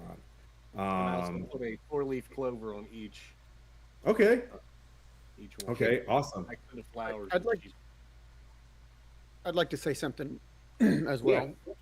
And Yeah. so I'm going to kneel down in between the graves and get down on one knee, and I'm going to like basically whisper, and I'm going to be speaking to Jormungandr, and Okay. and I'm going to say, "Great One, I would like, if it is your will, to send our slithering friends to watch over these bodies, make sure that as they decay and become one again with the earth, that they are protected from foul spirits that would bring them back." Yep. If Make that- a make a religion check. I rolled another nat 20. Nice. 2 in a row. I couldn't roll anything Uh, earlier. Yeah. So you 20. just as you're saying this, you can kind of see below the dirt, just like you know what I mean, like a hump of like something underneath the ground. You know what I mean, like as you say it. So like as kind of an acknowledgement that there is something that the world serpent, you know what I mean, like has sent. So Cervantes um, uh, and Brody, you were digging. A good sermon has been passed. Feilani and Ignatius are taking care of the child. You guys want to start a long rest? Absolutely. All right, it's about Please. midday. I will say that there was food cooking, and you can tell that Ginny says she's feeling hungry, and brings you guys to the stew. She's 6 or 7, but like she's a frontier kid, so she starts tending to the, you know what I mean, like to keep herself busy. She kind of shows you, how to get the stove like running with wood and things like that. You guys begin to start your long rest. What I will say is, this is session 3. You guys fought off 6 shadows, and if anybody goes into the monster manual to look at how tough those little boogers are, they're the goblins of the future for 2024 manual, and they are really tough. So you guys all feel through your sense of survival. You feel a little bit like Cervantes. You feel like you've gained a little bit better experience with your sword. You are two-handed fighting. Same with you, Silith. You've been able to call on magic, and it seems a little bit easier to you. Brody, you called upon your patron, and you saw a lump of, a snake under the ground. Phailani, the same as you. You wanted to get something to blossom, but not only did a rose turn red, one turned black and stood up. That's something that's kind of strange for your druid cast. And Ignatius, you as well. Like fighting shadows, you became a little bit better as you guys all can advance your character sheets to level 2. And what we'll do throughout this long rest is, you guys will go in there and fiddle just a little bit through this, but going into manage character sheet and hitting whatever, it's only like 2 or 3 things you can do.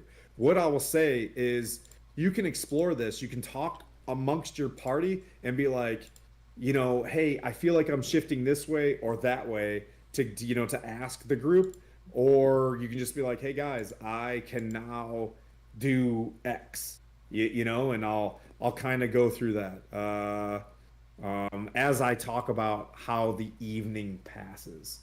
So I'll go through this a little bit. You guys are with a very experienced ranger, and Falcon, despite the fact that you guys start setting up for the evening, and I know you guys are hard in the paint in your character sheets, so don't worry about this. This can be for the audience as well. As you guys are sitting there and you guys are just going through gruel, you're eating like you've never eaten before, because some of you have had your DM Dave, nice dude. You guys are just eating like you have a pit in your stomach to gain your strength back. After a few hours, you feel yourself kind of snapping out of it, like that really bad hangover. I mean, maybe you guys don't drink or whatever, but like later on in the day, you're like, hey, you know what I mean? I can eat food again or whatever. Like you start coming out of the fog. And Falcon says the town is there's bodies everywhere, but they're not moving. I didn't get close enough because I have a weird sense about the bodies. But what I can say is I recommend we go around if there's that many. Are we all there to hear that? Yeah. I'm going to say, assuming she's not with me at the moment, I will let everyone know that Ginny mentioned that that storm that we felt a piece of when it rolled through here, that's what sort of killed her parents. So and then they rose as shadows. So how did she survive then? I don't know. was she inside when they were outside? She's just Ginny is sound asleep. Like she has, you know what I mean? Like, and she's basically laying in Ignatius's lap as you guys are having this conversation. Like her feet are on Phailani's legs, and her head is in Ignatius's lap. She didn't say.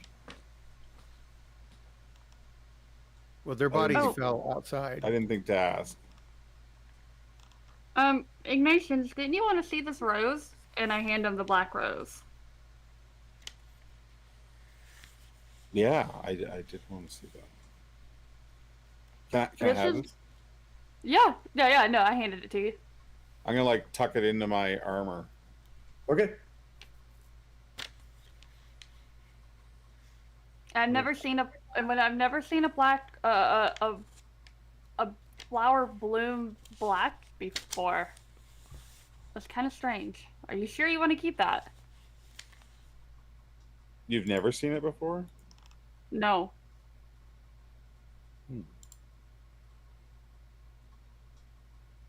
Yeah, I very much would like to keep this. Okay. It is yours. Thank you. Maybe it'll help you smell a little bit better. I don't know. You called me creepy swamp lady earlier. I'm sorry. Actually, I'm not sorry. Keep your voice down. She's sleeping. It smells like Yeah. Tempest in here. You you hear her just be like you hear Oh, too "Smart soon." lady," and then she kind of goes back to sleep.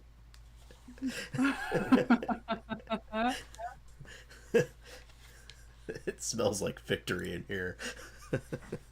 Oh no, yeah.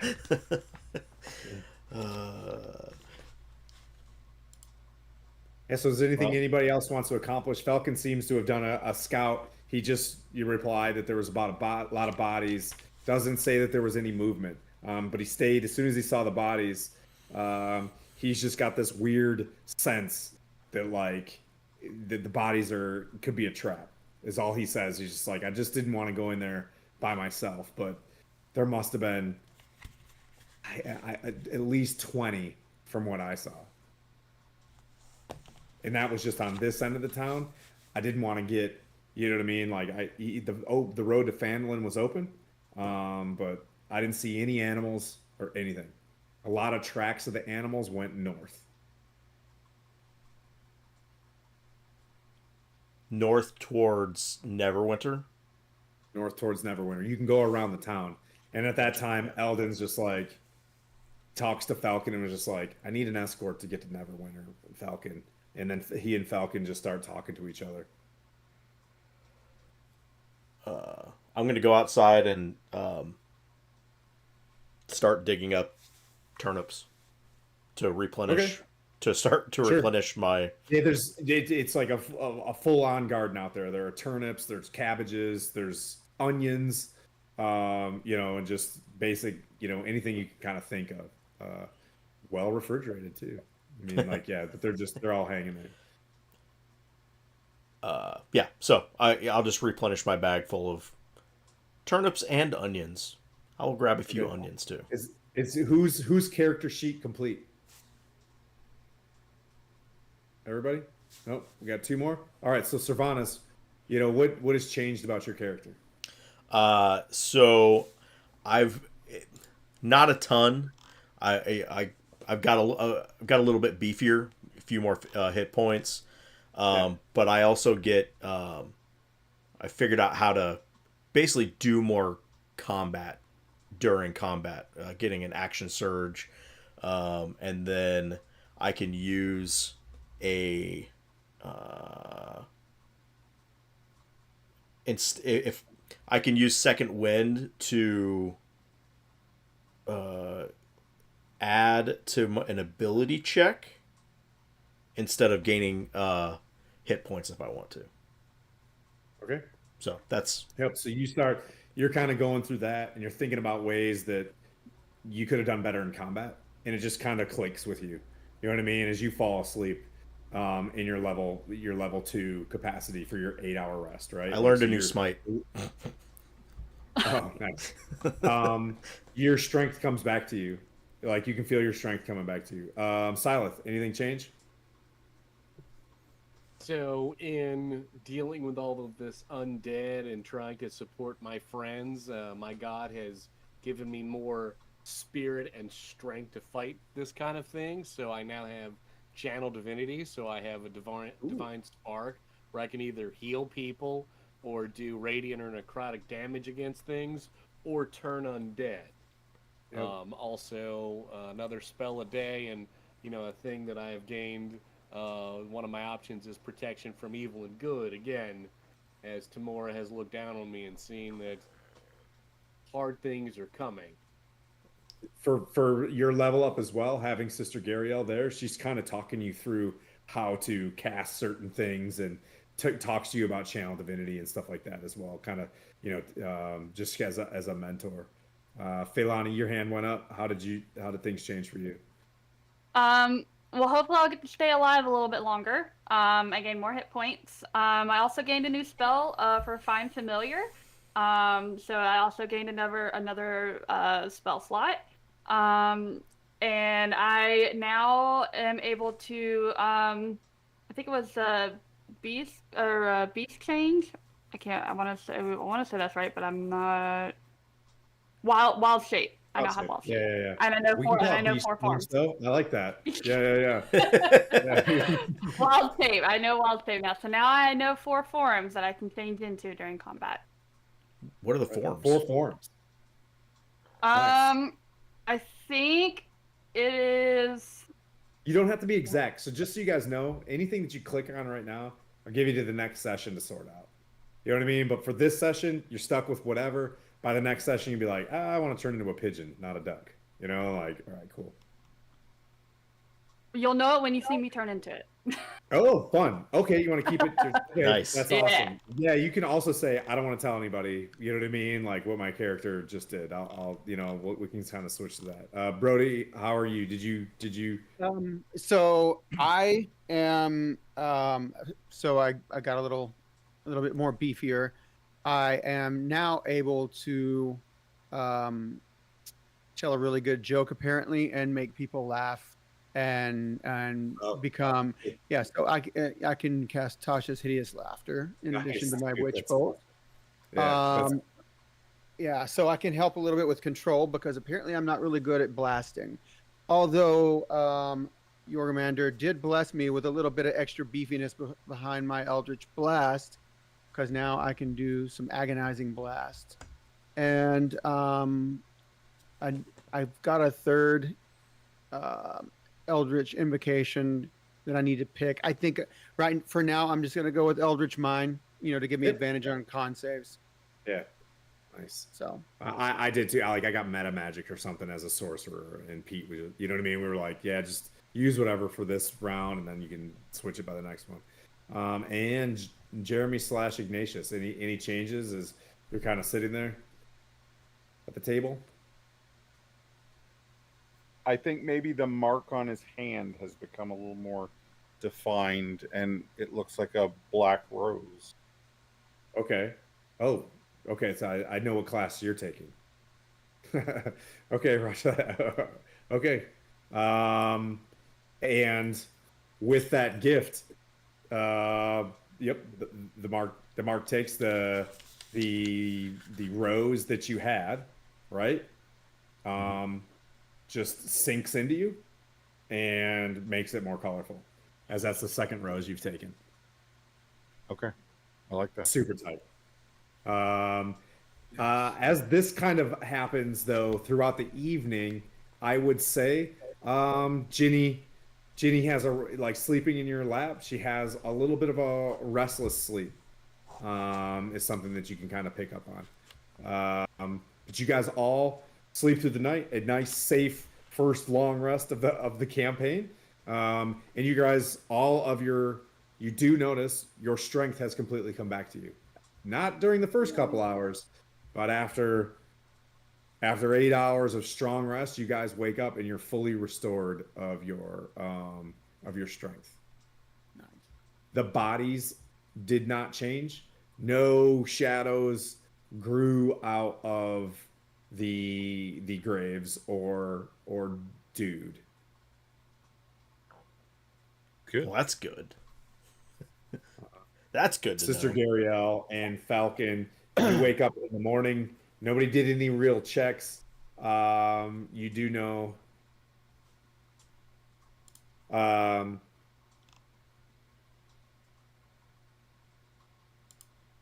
Yeah, you guys wake up in the morning.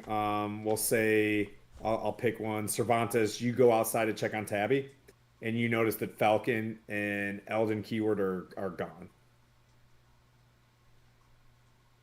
They had left. Ariel is out there in the wagon. I'll ask her.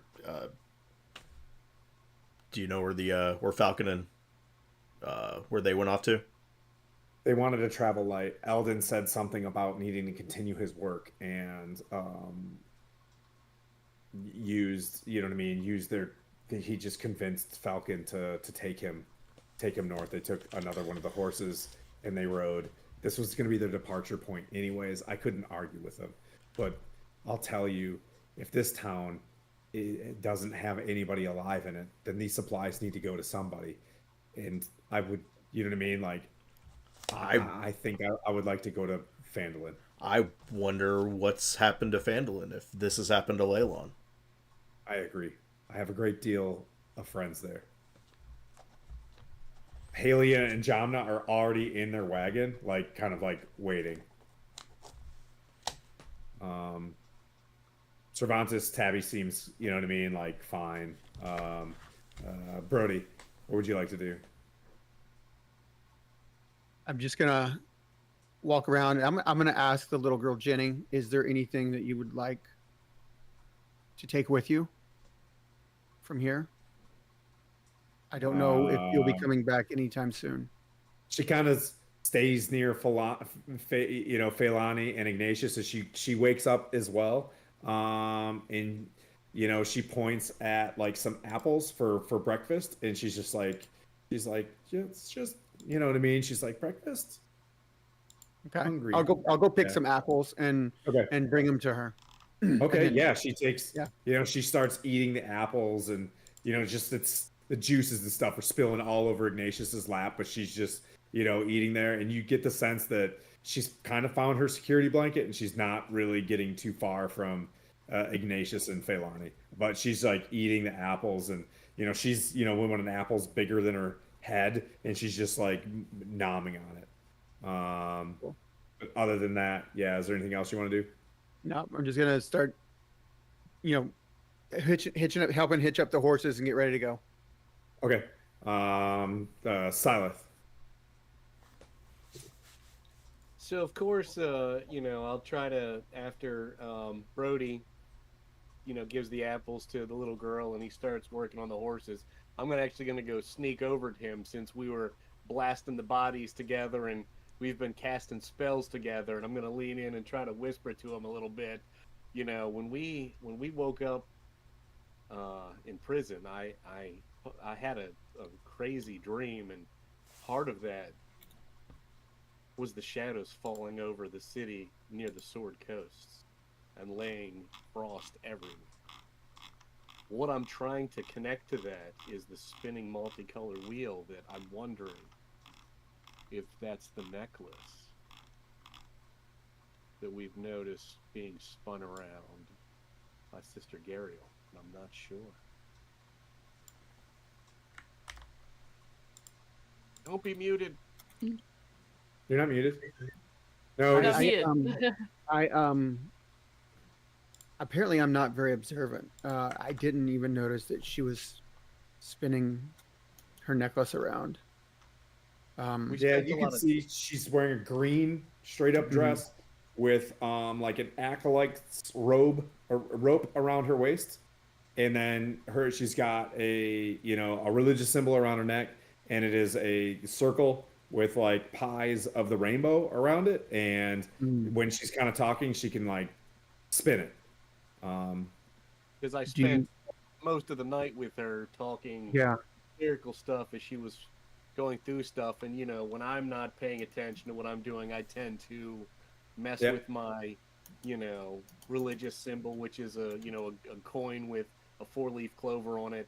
She seems to do the same, and it was one of those Parcheesi or whatever or Trivial Pursuit toys. Yeah, exactly. What- Exactly. It basically just is what I'm spins. thinking. So Do you think she's the key to defeating the shadow? I mean, I do believe in her as a clear of Tamara also, but I don't know. The connection is uncanny with the dream. It definitely was a foretelling of something, and there was way more to the dream that is very confusing that I haven't seen any connection of. But I think we're in for a very interesting trip here. I don't think this is the relaxing drop off, goods and bring goods back and simple, helping out gloop gloop. I think there's way more to it than this. Droop, droop. I mean, I had a Yeah. Go ahead. no. Go ahead. No, go ahead. Oh, Jeremy, I'll get to how your character advanced after they're done talking. That's okay. Something you had. Okay. Well, I was gonna just say I had a dream as well, but there was a great kraken fighting a snake, and then there was like this giant shadow that funneled into a ring of frost, and there was a portal that opened up, and a child was lifted up into the portal. But I don't know if that would. It could be the ring of frost, that shadow and a ring of frost, but I don't know what the kraken and the great snake have to do with anything other than when I first saw the snake, I felt, oh, that makes sense for me. But with Well, you have the snakes around your arms, right? right, So yeah, I feel you're connected there potentially in helping to defeat some horrible right, creature that might be in our future. right, Are you guys by yourself having this conversation? Like, where are you yeah. talking We're about out. this? We're kind of out getting the horses and stuff ready. Okay. That's where I was Oh, at. another raid. Thanks, Folk and Myth. Oh, hey. What's up, Lee? You. So, but yes, Um, because we have a connection, casting spells, things like that. That's why I'm kind of going back and forth with him, because I know he's also arcane and, Yeah.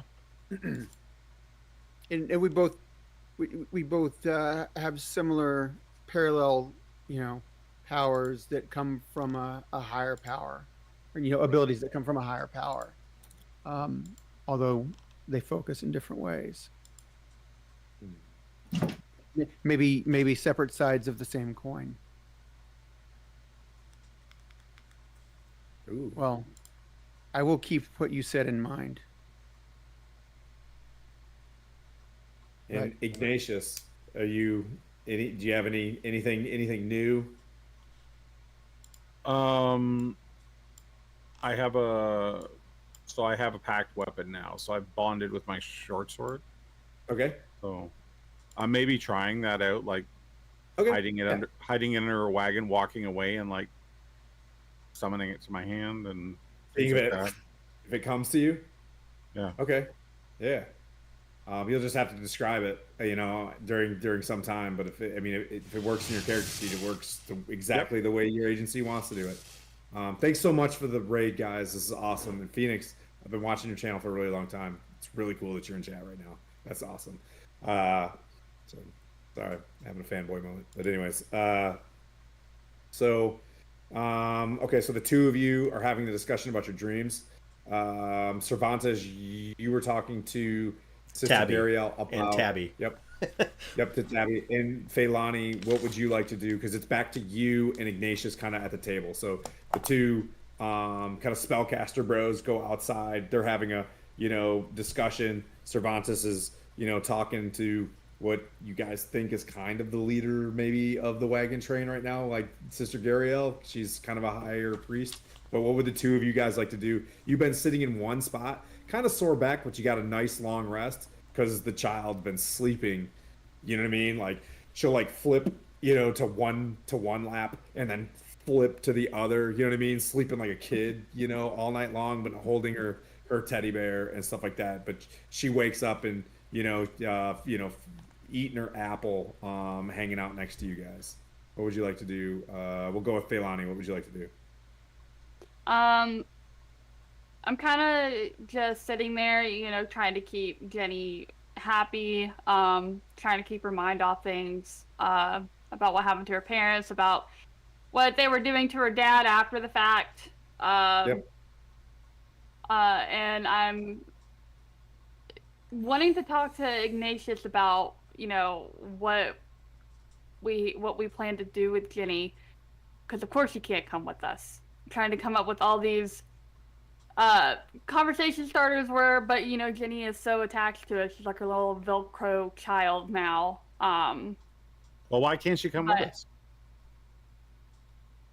Do you really want a kid traveling with us after what we just went through, after what she just saw her parents go through?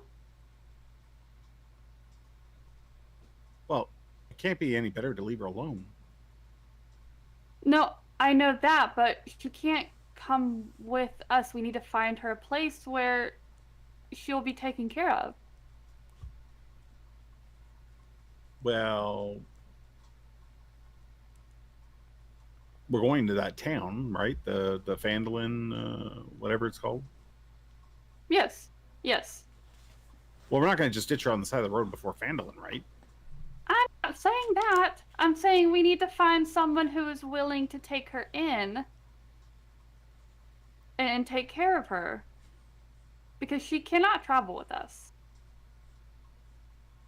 Well, we're traveling to Fandolin. After Fandolin. After we get to Fandolin, we have our own missions to accomplish, and she can't come with us. I didn't think we had a plan past Fandolin. Did we? Yeah. I would assume we did. I mean, I do. I'm not speaking for the group, but I do.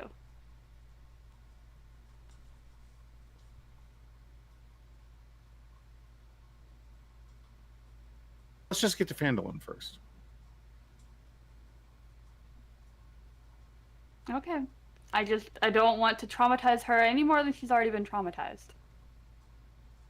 Yeah, but I mean, we can't leave her anywhere, so like, we might as well take her to Fandolin with us. No, I mean, when we get to Fandolin, she can't. I don't see her staying with this group. You know, this is not a one place stay group. This is a traveling group. But I thought we were supposed to go to Fandolin and talk to that person for the goblin, and then our job is done, right? Then we can all go our separate ways. Okay, so you're gonna take a child with you after we go our separate ways? I don't know. Maybe. This is good. Well, then I'll let you cross that bridge. Are when you we saying get I'm to not it. fit to take the child? Oh, this is a turn. This is nice. From the information that I have gathered from you, no, you are not. You are the last person I would ever let this child stay with. And this Well- is probably where she wakes up from the breakfast, as like you guys start like, you know what I mean, like, and that's where Cervantes walks in and gives her, you know what I mean, the apple, because you guys start getting heated, and she looks at both of you guys, wakes up, eats the apple, you know, and she just snuggles in between the two of you, like takes one snuggle to one side and one snuggle like to the other, but yeah, she's I just keep looking at Feilani with like death glare, like. Yeah, so the wagons are set. Where would you guys like to head? Sister Gariel is clearly like, you know, I talked to Falcon, and there is a path where we can hit the road to Tribor if we head in, you know what I mean, like the northwest direction and go around the town. It is my assessment that the town could be very dangerous. We've walked across some of the bodies, and they would burst into shadow. So I don't, you know what I mean? She's like, if you want to go in there, she's like, I wouldn't recommend it. I'll be moving towards Fandolin. We'll go with. That's our end goal. That's where we need to go. We'll go to Fandolin. Okay, so you guys want to mount up and head, you know, in the first light and head towards Fandolin? Yes. Brody? Whenever we get to Fandolin, I mean, we can't just leave Leyland the way it is. I'm not saying we should do something about it now, but anyone who comes up the road is going to get killed by the shadows, and there's going to be more shadows made because of that. We need to send help. Somebody needs to go. That's of course, you know, Sister Gariel's like, absolutely. We need to see how far the damage has gone, and the next closest town we can either go towards back through the swamp. Or we can go to Fandolin and check on the town. Kara is the sheriff there. Maybe we can find something out. Okay. There are, you know, it was a well protected town in the past. There was a fort there, but it hasn't been manned for a long time. But there are guards and things like that. But I feel that I want to know if the world is over. And I want to, you know, and that's the closest place we can go to. I agree. I think we should avoid the town now. We're not equipped to take on such what could be a very large force of creatures that were not ready to ready or equipped to handle. So I put my hand on his shoulder and I go, "That's a side quest for another day, sir." all right. You all, mount up. You move your, the wagons across a bit of like a farm, so it's just, the wheels are bouncing in the divots of where the trenches of, where you're laying seeds or whatever for a little bit. It's a little rocky. Ignatius, as soon as Falani or Ignatius like kind of split up to go to different places, she instantly grabs one or the other's hands. Yeah. No, and hold. because Feilani was going to ask Jenny which wagon she wanted to ride in, and I was gonna go with her. Yeah, so she's just like with you guys, and wherever Ignatius goes, and she would just innocent kid stuff reach out towards Feilani to go into that direction. So you and Ignatius go to. I'm assuming Ignatius, you want to go to the back. The back wagon is the safest wagon. Yep. Jamna and Halia are in there.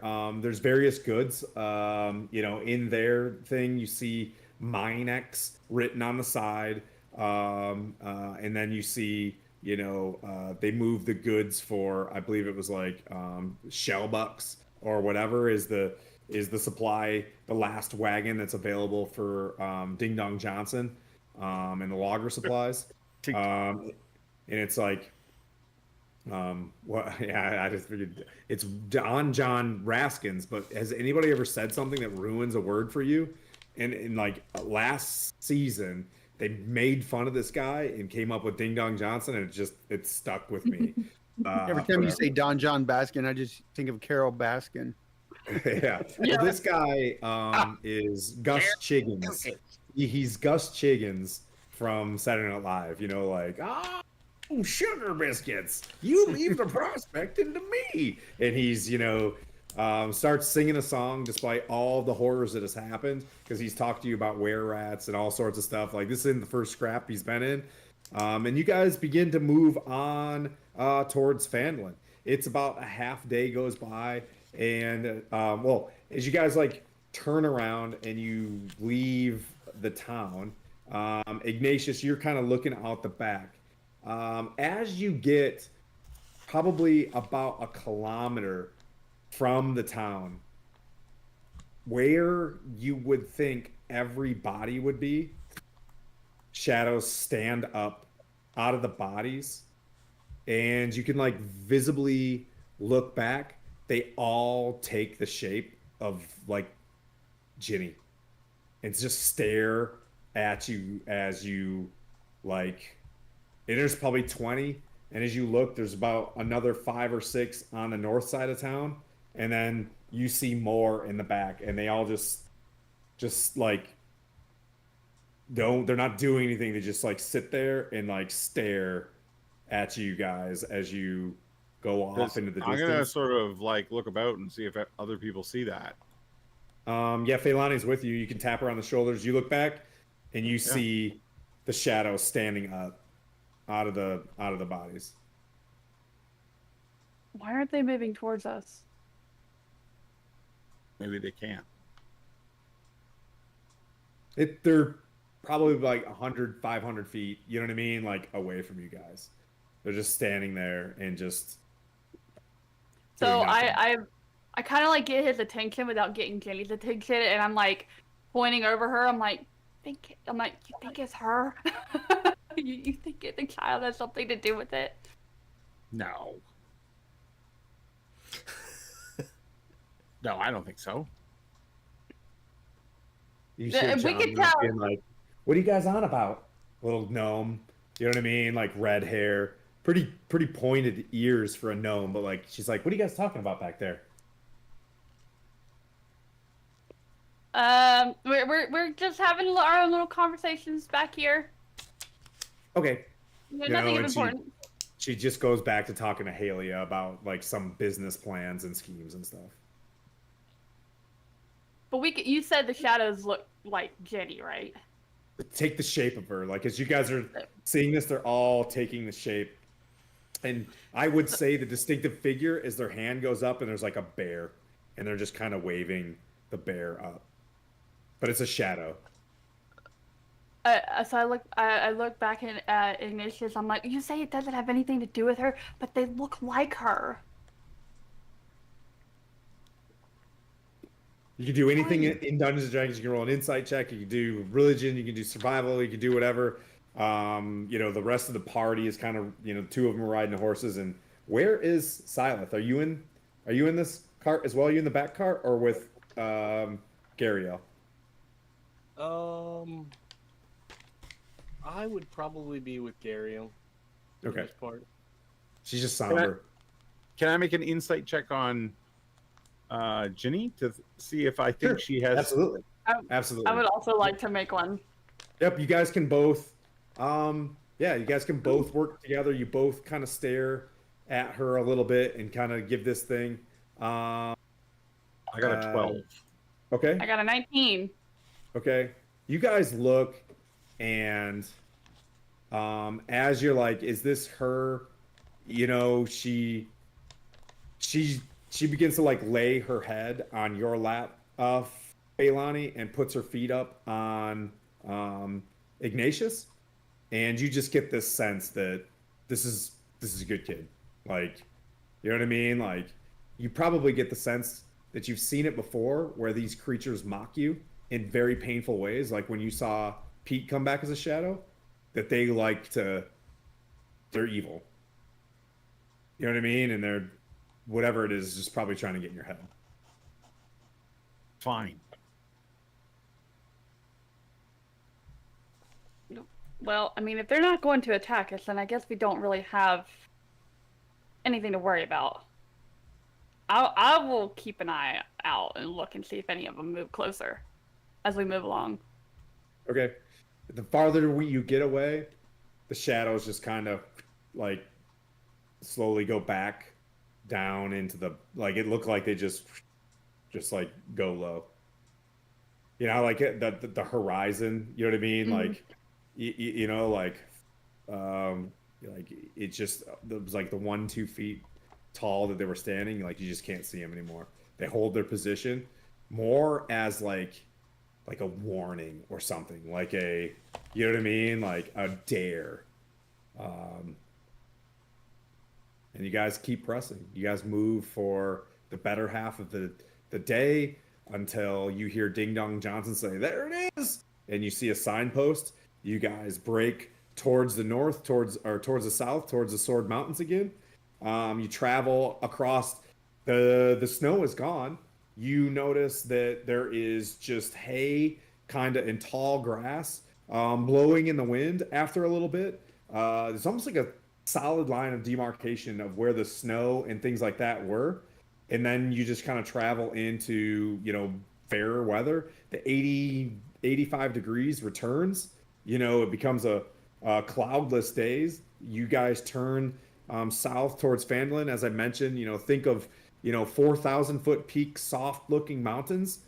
Some you see off to the left as you're facing south. One, solid snowy peak off to the east, and you move into the town where there's taller deciduous trees. You begin to see break out like 2 watchtowers loom over a newish fence line that goes around a town, but it doesn't look completely fixed yet. But it's like they were beginning to work on it. Matted grass outside of the town from probably a recent festival or a campground. You can barely hear birds through the pounding of like hammers on wood. A new bustling town. You see roofs being patched and houses painted as villagers sing together. All the terror behind you is lifted with the aura of this happy town. The town center has a bubbling new fountain and an incomplete statue. Some craftsmen's working on it. Some buildings have scaffolding with bustling carpenters kind of moving around, dudes with maps and kind of pointing. And in commands the center of the town, giving shade to a nearby farmer's market. A temple bell rings almost like on cue as you guys arrive, like a big church dong dong as you see this steeple rising high. Uh, the temple bell rings beautifully at the hour, with the sun shining from the east, putting a glow on the Sword Mountains. An old man in loose chainmail, looking like one of those doughboy type helmets, uh, stands with a spear in the middle of the town next to a bulletin board. Several permanent businesses line the street until cottages in the back and small family dwellings give way to a distant star fort with its first demi-lune, on a distant hill. Grass growing high around this bastion of a fort, giving way to a memory of, previous things or growth that was needed that's not needed anymore. And heads are bobbing, and you go into town with your stuff, and people just look at you like regular merchants coming in. You had like 8 or 10 wagons, there's 2 left. You know what I mean? And various people kind of nod. I built Fandolin over here, so we'll go Cervantes. What would you like to do while I adjust cameras a little bit? Whew. Man, looking into town, I'll look back to Gariel's like, this is... Where are we delivering this stuff to? Okay. Yeah, 1 second. Let me just hit down arrow on this thing real fast. I need a key grip. I just don't have the budget.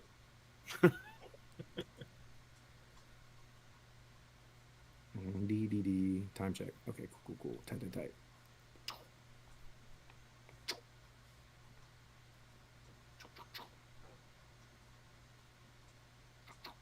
Wrong way. Oh, Fandolin's gotten bigger.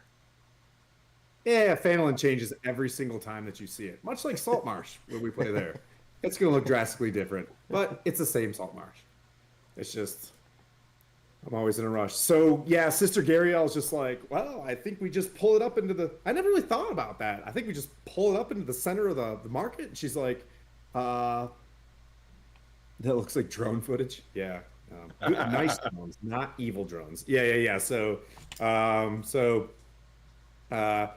she just points off, I think maybe I'll do the talking, I guess, and she waves and she's like, is Kara in town? She gets out like in the market and goes to the square, and strangers are sitting there. She's like, is Darren, or where's Kara, or and then she just kind of gets lost in people and like muttering, but you could see her pointing towards the various stuff, and people start like walking up to all the goods, like the carpenters, because there's tons of wood that was supposed to go to Leyland for modern things. They're like, oh yeah, and dudes just start walking up and just grabbing handfuls of 2x4s and just like throwing them on their back, and it's almost like the way she put these are like resupply supplies. They're like kind of free, and it gets out of hand. You see Halia move her cart directly to a store that's called Mine X. And she's just like, hey, this is, she looks back at the two of you, Feilani and Ginny. She's like, hey, this is where you guys get off. Like, we gotta, our like our store's over there, but feel free to shop at Mine X if you want to.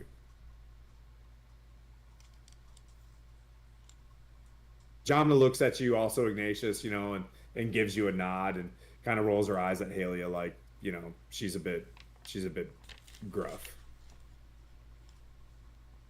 Okay. But yeah, you guys are in the center of town. As I mentioned, Sister Gariel just kind of like immersed herself with the merchant, and then she comes back, to Brody. Where are you at? I'm just dismounting and I'm walking my horse up to, I guess, the inn, and I'm just gonna tie him up. Okay, And you bring it up, and there's a dude there, and he's got like a bit of chaw in his mouth, and he's like, "Hey, what brings y'all to?" And he's got the chainmail on, and he's standing next to the signpost, or not the signpost, like the what's it called, like a bulletin board. yeah, And he's like, "What brings you to Fallon? What brings But you we all were- that stuff? What's going on there? Looks like we, everybody just." we have this with this contract, the Stronghold contract. We were escorting these folks from down south to Fandolin, and then we were supposed to link up with Cara Dune. Cara Dune. Well, that's my boss. Okay. I hear I am deputized by Sheriff Dune. She had left, and he taps to the sign, and he's just like, you can see there's like 4 or 5, like pieces of paper sitting there, and she's like, "You're on a Stronghold contract, am I right?" That's Yeah, interesting. yeah. Oh, and he points up the hill, and he's like, "Oh, the folks that built that fort." You gotta say you're all part of Stronghold. She's gonna want to see that contract to believe you. Yeah, well, I mean, Me, yeah. you're like me. I'm just here. And well, I mean, if you're looking to help, and he taps the sign. He's like, "I'm a mite too old for some of these missions, but she left a note right there." And she kind of like taps the side of it. I'm gonna look at the sign and see what kind of tasks and missions are posted. Sure. So you walk up to that. I'll cut back to that. Silith, you see, you know what I mean? Like you see Cervantes ask Ariel, what's going on. She kind of walks up, gets lost in the crowd. What would you like to do? I'm just trying to stick with the party. Figured out what our next move is now that we're here. I mean, it's like one of those horror movies where you survive the night and then like all the people come around and they're like, "Oh, everything's great," and everybody just kind of like, looking like they just saw death, and you're like, "Oh my god, they have no idea what's going on." They have no idea. Yeah, You don't need yeah. to do a perception check. This is Happy Town. You know Yeah. what I mean? And nobody is the wiser. Whatever. Welcome You know what I to mean? Like, to I'll let you guys Rock. perceive and study how you guys wish, but yeah. Anything else? Anything in particular other than that? Like you're taken aback by that. Well, I'm trying not to look overwhelmed and like Okay. look like the horror on my face, or like I'm just trying to blend in a Yeah. little bit with all of this. Yep. Okay. Yep. So you're taking it in. What I will say while you're taking it in, you do see various stores and stuff like that. This is a very like a market town, and what you're picking up is this is the edge of the frontier town. This is the town that people go and gather stuff to either go hit them mountains or like head into the Great Neverwinter Forest or do whatever and kind of have their way. But this looks like a booming, not necessarily like a mining town, but maybe a mining town. But people make their way off this being the last gas station down that 4-hour drive down the turnpike. You know what I mean? Okay, so Feilani, you're there with Ginny. I will say, with your passive insight between you and Ignatius, she ducks down like new people. Leylon is a smaller 10-house kind of village, right? This is a bigger town. There's maybe 40 to 50 buildings in this area. It used to be smaller, but it blew up. Figuratively. So I'll kind of like put my hand supportively on her back and pat her on the back and tell her it's okay. There's just a lot of people here. No need to get scared. And then I kind of want to go to where Brody went just to hear the conversation about what's going on over there. Okay, so you hop out and you walk towards. Of course, she's hanging tight onto Ignatius, and you go and she grabs a little bit onto you, and then kind of lets go, but stays with Ignatius because he's in the, you know what I mean? He's near the start point, right? Like she's not wanting to spread out. You walk up towards Brody, and you hear this old man with like some dip in his mouth, kind of describing something about deputies and sheriffs, and taps the notes on the wall. And I'll cut to the notes when I go back to Brody. Ignatius, what would you like to do? You're there. She kind of walks off, and Ginny's, I'll ask the- you know what I mean, like Yeah, stays I'll with ask you. you, have you ever been to this town before? Did your parents ever bring you here? No, I don't go to Fandon, but I know of Fandon. What do you know about it? Very nice people. Okay, good to know. Good to know. Well, why don't you and I go have a look around? Okay. And she points and there's like, like like fruit baskets and stuff like that in the market, and you know what I mean, like subject to candy. You know what I mean? Hey, it's my Dungeons and Dragons. There is a candy. You know what I mean? Like there's a candy vendor selling taffies and stuff like that. I will go buy some taffy. Okay, you're gonna hang out there. Yeah, you exchange. It's no more than a copper. You know what I mean? So you don't even need to draw that out of your. You know what I mean? Like, you can if you want to, but like. Yeah, I'm gonna for buy a pretty good supply of it. Oh, okay. You get a gold piece, and you get a. If it's good, like if I I ask the vendor if I can try it, and if it's good, then It's good stuff. okay. So I'll like drop a silver piece. If it's 1 copper a piece, I'll take. You know, All right. who doesn't like taffy? So you buy a bunch of it. Yeah, So you basically spoil Ginny, and she's even more. I'm eating So it too. this Let's is- be clear. I'm eating too. Okay. Yeah. So you guys both sit down and eat candy, but this is not going well for you not to be like to depart from this individual. So she's pretty bonded with you, and she's playing and giggling. And I'd say Feilani, you feel a sense of comfort because she starts. You see her just like chocolate and candy all over her face, and Ignatius is for being a tough murderer, doing a pretty solid job over here. On the wall itself, you see in almost like coal, right? Like written out. It's been busy, and I could use some help.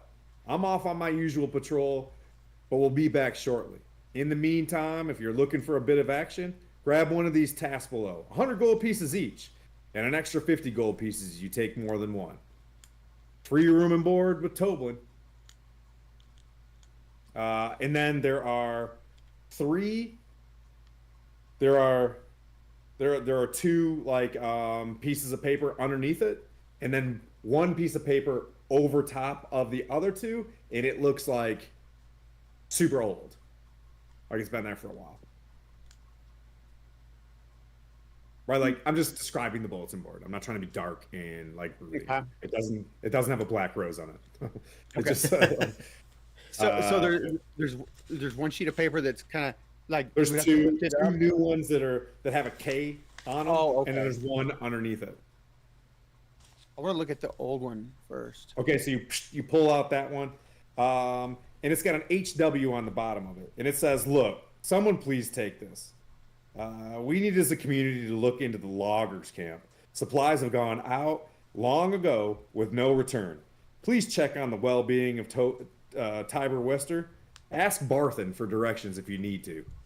And I'll type this out and send it to you guys. But it's been there for quite some time. And again, I was like, ain't nobody been to the logger camp in a long time. Let me tell you what. Why has nobody gone out I there? think those folks are good as dead if nobody came out of there. Why has no one gone to check on them? Giants, sir. Oh, right. Well, I mean, that's not an issue anymore, right? Thank you for the supplies. Once the town starts getting new recruits, more deputies, and he taps your chest, maybe we'll get some folks to, get this region back under control. I sure hope you guys are part of Stronghold. Kara's going to be super happy to have some help around here. Just as he says that, I walk up. It's like, "Hail, friend! I am Sir Cervantes, the twice blessed, bearer of the sacred code, defender of the meek, bane of misplaced furniture, and scourge of slight injustices, knight errant of the western winds, founder of the unofficial order of the glorious elbow, and first champion of the turnip trials of '08, devoted follower of Sir Timothy Algondar, may his beard forever shimmer in the light of Tyr. This, the oath clasp of Alagondar himself. Yes, yes, stamped by destiny and a very enthusiastic child, I believe. I'm gonna look over at Feilani and I'm just gonna whisper in her ear. I was like, his introduction keeps getting longer and longer. I'm actually wondering how many of these titles are real and how many are made up. Oh, I don't think any of them are real. I've Well, come to believe. we got I've come to ourselves a believe. paladin. Yeah. Yeah. Well, that's Well, great. I say to Birdie, I'm like, I think the one about Sir Tim is real, but the other ones, I'm just not really so sure about. Yeah, you can hear this. Samantha's, you're saying that you can hear. I just stand like proud. Where can I find Sir Darren? Darren, and he points and he's like, well, he retired up in that lodge up there, and there's like a one-story like long stone lodge with nice hay and grass thatch and a beautiful like garden and stuff. It's your typical retired veteran taking care of his own business, you know what I mean, like up on the hill, and just to the east of town there's one, you know what I mean, very nice like lodge up there, and he's like, yeah, he lives there, he keeps to himself. He'd be happy to talk to you. I have some and questions there's for the him. two other, and Feilani, there are two more, you know, sheets underneath it, and they've got KD underneath it. Like tasks. I'll look at both of them. All right, so the first one that you grab says, someone go check on Umberto. He's been gone for almost a 10-day. He was supposed to return in only a few days. He's off exploring or excavating a nearby crypt and ruined cemetery. Ask Darren for directions. He knows what this is about. The next one. Pesky priests of Talos. Someone saw a wild boar acting suspicious by Umbridge Hill. Be careful. If it's one of them anchorites, they can be kind of spicy. So I asked about the first one. I asked why was he going to go to the crypts or the graveyards? Why was he heading that way? Can't tell you. He was a short guy, well dressed actually. Old Umberto, very snappy. Brought all sorts of boxes and devices, and seemed like he wanted to. I mentioned he. I know he went into the Stone Hill Tavern. You know what I mean? And he points. He's like, old Toblin probably stayed with him. He stood in this inn here. He probably knows a bit more. He spoke to Kara just a little bit when he got here to get permission to be running around on grave sites or whatever. So if anybody knows anything, in the inn. But why would the note say ask Darren if Toblin knows more? Oh. You know, and he grabs it and he reads it because the DM's stupid, and he's like, oh yeah, well, I don't know. Darren probably knows where the shrine is. Okay. Toblin would know why the individual is in town. Darren knows where it's at. Okay. I thank you for clarifying. Yeah. Looks If like you're we have. looking for rumors, it's in that place. If you're looking to where to go, it's that place. I look at Phelan. It's like, looks like we have we're both looking for Darren. Looks like it. I don't know what to make of this third one. Pesky animals? I don't. That one doesn't sound. Pesky priests of Talos? Oh, well, those little stinkers, they showed up here not too long ago looking like boars. They turned into dudes and electrocuted folks. I'll tell you what, if it weren't for the last party that came through here, like real brave lads, they put a whooping on them half-orcs. But, you know, thing of the past is the ordering seems to be restored. But, hey, you know, gotta clean up the town. You can get a sense of what's a side quest, what's, you know what I mean? Like, he's just like, yeah. So if you watch the last campaign, the Anchorites of Talos were kind of the thing. Mm-hmm. And the logger camp is. So it goes to say, I left the old things that the party didn't take. They're still on the board. Does that make sense? Yeah. So we do, just for the audience or whatever, we were redoing Phandalin. So if they didn't take a task, the tasks are still there. It's still a problem. I love it. I was like, oh, that logger camp. Yeah, yeah. I went back through the very first time you guys were Fanduin, but you guys took all the tasks because you guys were metagaming so hard to get XP and stuff that you're like, we'll do it all side quests before you went forward. But the second time through, you're like, fuck it. I know that this is the direction, so you guys sped through. But anyways, those are the tasks right there. What would you guys like to do? Got a few minutes. I take all the tasks. Oh, you're taking all the tasks. All right. Oh yeah, Why not? I'm with her. Why I not? agree. We're gonna do all of them. Okay. And he's like, well, if you want to talk to Darren, it's he's right up there. It's it's mid-afternoon, so he's probably up tending to his goats. Well, you guys want goats, you get goats. I want pesky goats. priest. I'll tell you where Umbrage Hill is. You can ask Sister Gariel. She came with you. I know that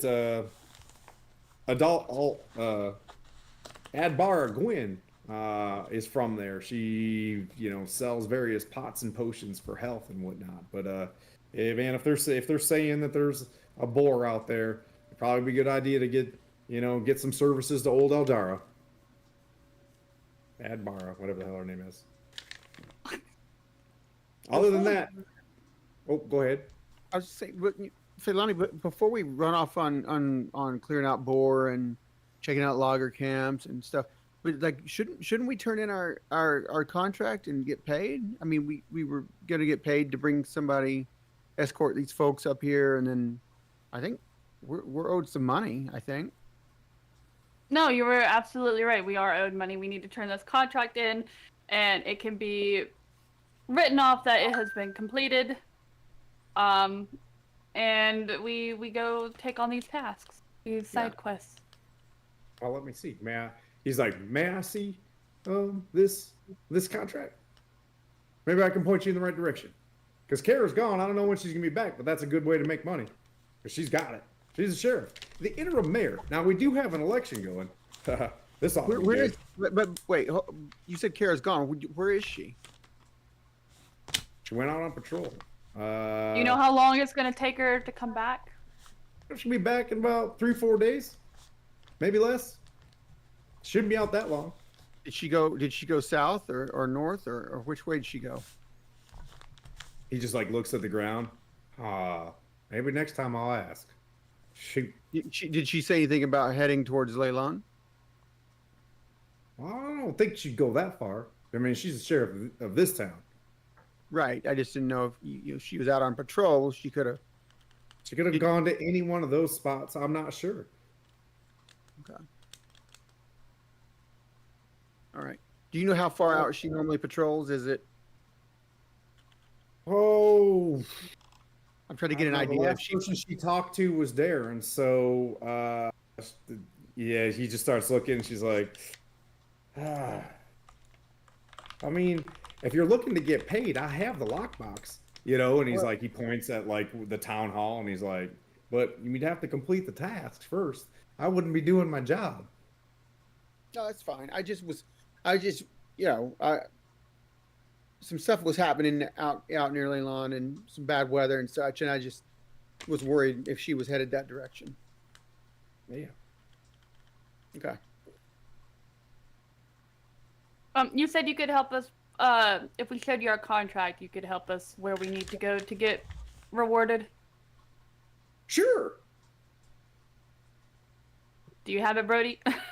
But no, I don't have it. I think He grabs his contract. He's like, I think so. "Whoa." Oh, He's like, never learned to read, but that sure does look fancy. I gotta believe you. Can you count money? Sure can. I think that's all we're worried about as far as that goes. Isn't that right, Ignatius? Or is Ignatius there? No. Yeah, he is. Okay. I think I'm buying candy. Oh, Buying okay. candy. Maybe Well, I've come over by then. Can I take you all up to Darren, or you guys want to get some lodging? I think we need to go talk to Darren.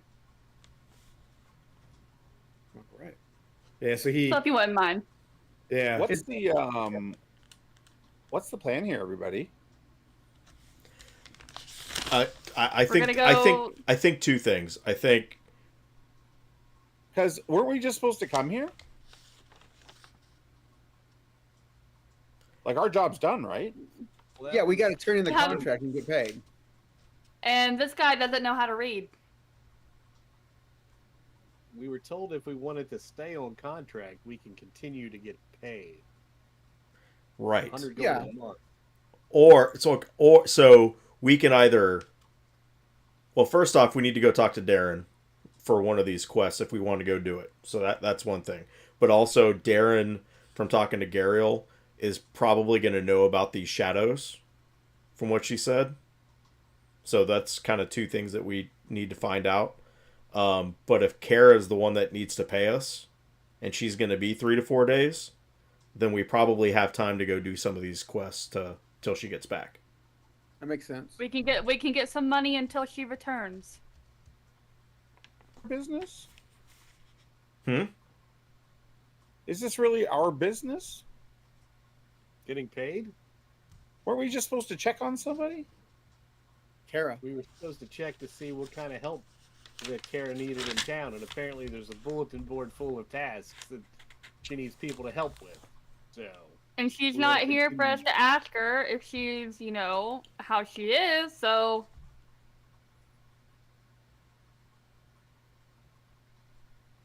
I mean, unless you want to unless you want to laze around for the next 3 to 4 days, you can be our guest. I mean, if you want to play daddy, you can go play daddy all you want. I mean, we were also. I think we were also supposed to possibly escort Kara to Waterdeep. yeah, potentially, but we gotta wait for her. So, Right.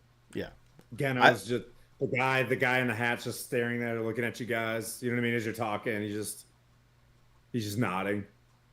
Okay, then. Where's the No. best place to stay, sir? Oh, well, yeah, Toblin's. Honestly, I mean, you probably take this contract with this cool little star on it and show it to him. I mean, he'll believe you. Who'd you guys come with? He's like, you guys came with Mr. Johnson.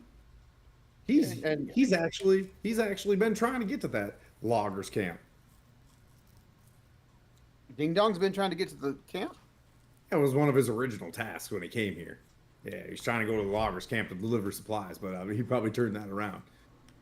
I don't know what happened with him. He ended up with those Daisy and Daryl, and yeah, Where rats? I'm not sure what happens. Not sure what happens. You guys gonna go to the inn and rest?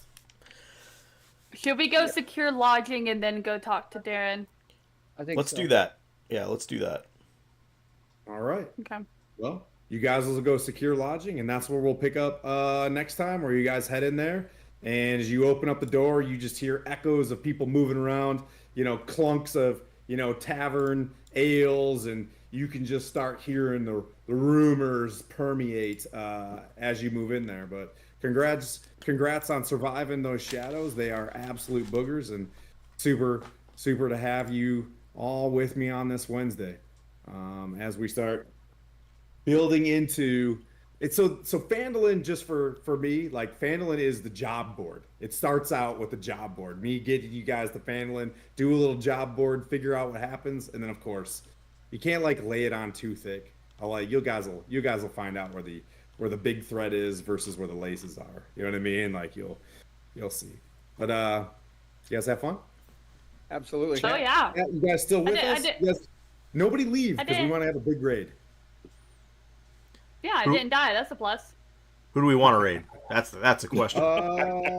Let's see. Did Eldon keyword make the trip? Ooh, Yeah, that's a good question. he went with Falcon up to Everwinter. Okay.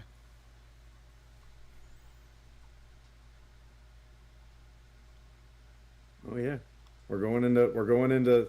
Are they still up? We're gonna go into our good friends, the Voctair. Nice. When we roll in there, so everybody give them a big cheer, say hey to them. But does anybody have anything big going on before I give final announcements? Skylar, you got anything big going on? Nothing big except for nothing big going on. So Okay, I'm just saying if anybody has any Yeah. plugs or anything like that. I'd be like Tomorrow. yeah, tomorrow. Yep, I'll go in. Yep. Yeah. What do you? Yeah, go for it, Jeremy. Well, I'm being a castle keeper tomorrow because we're playing Castles and Crusades, and it's all part of Summer of Siege, which is sort of a Troll Lord game initiative to play as much Castles and Crusades, and I think as well as Amazing Adventures, which is also like uses their Siege engine for the summer. So for the next June, July, and August, we're playing Castles and Crusades every other Thursday night here on Can't Stronghold wait. D&D. Yeah, that's awesome. I'm super excited. I can't tell you how excited I am to play Vagard. He's gonna be sweet. Chad, got anything? I will be the next 2 Tuesdays. I'll be on Guild Superior, also doing the Castles Nice. and Crusades. Lucky. Last night was the first session of 3. He's going to be rotating groups out all throughout summer, but yeah, I played last night, and I'll be playing the next 2 weeks as a Dwarven Bard. And bards in Castles and Crusades are not the same as bards in. Nope. They're just fun. Yeah, I saw the level up for paladins and it looks brutal. Like I was just like, but that's a 1E 2E thing. Like if you're gonna be a paladin, you're in for a slog to level up. So I'm When excited Tim, about that. well, if you're playing Castles and Crusades, when Tim dies, you can come and replace him. That's true. So Brent, what do you got? Jeremy, I've got nothing. I've got nothing coming up.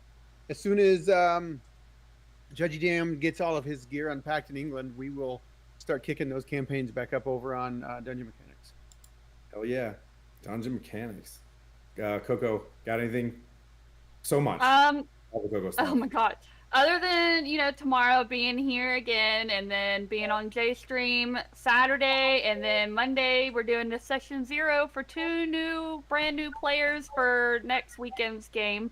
My week next week actually is very slim with the games. I'm surprised it's been a while.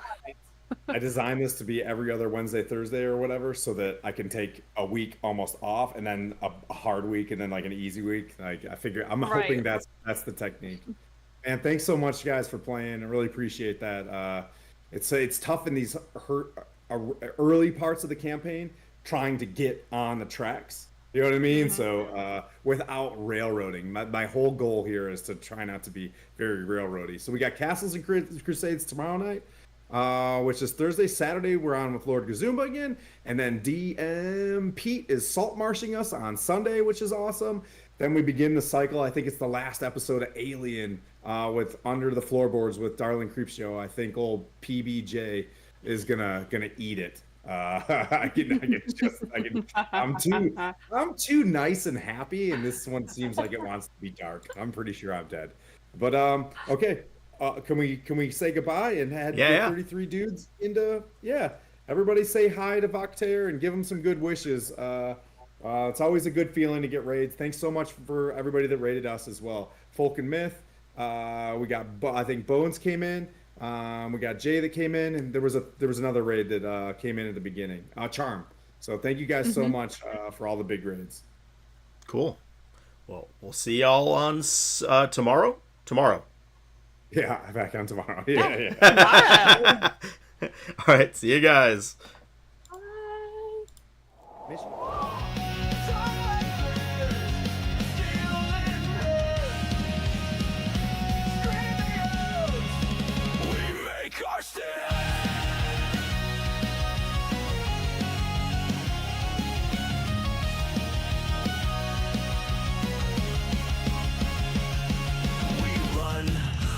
Brave don't go.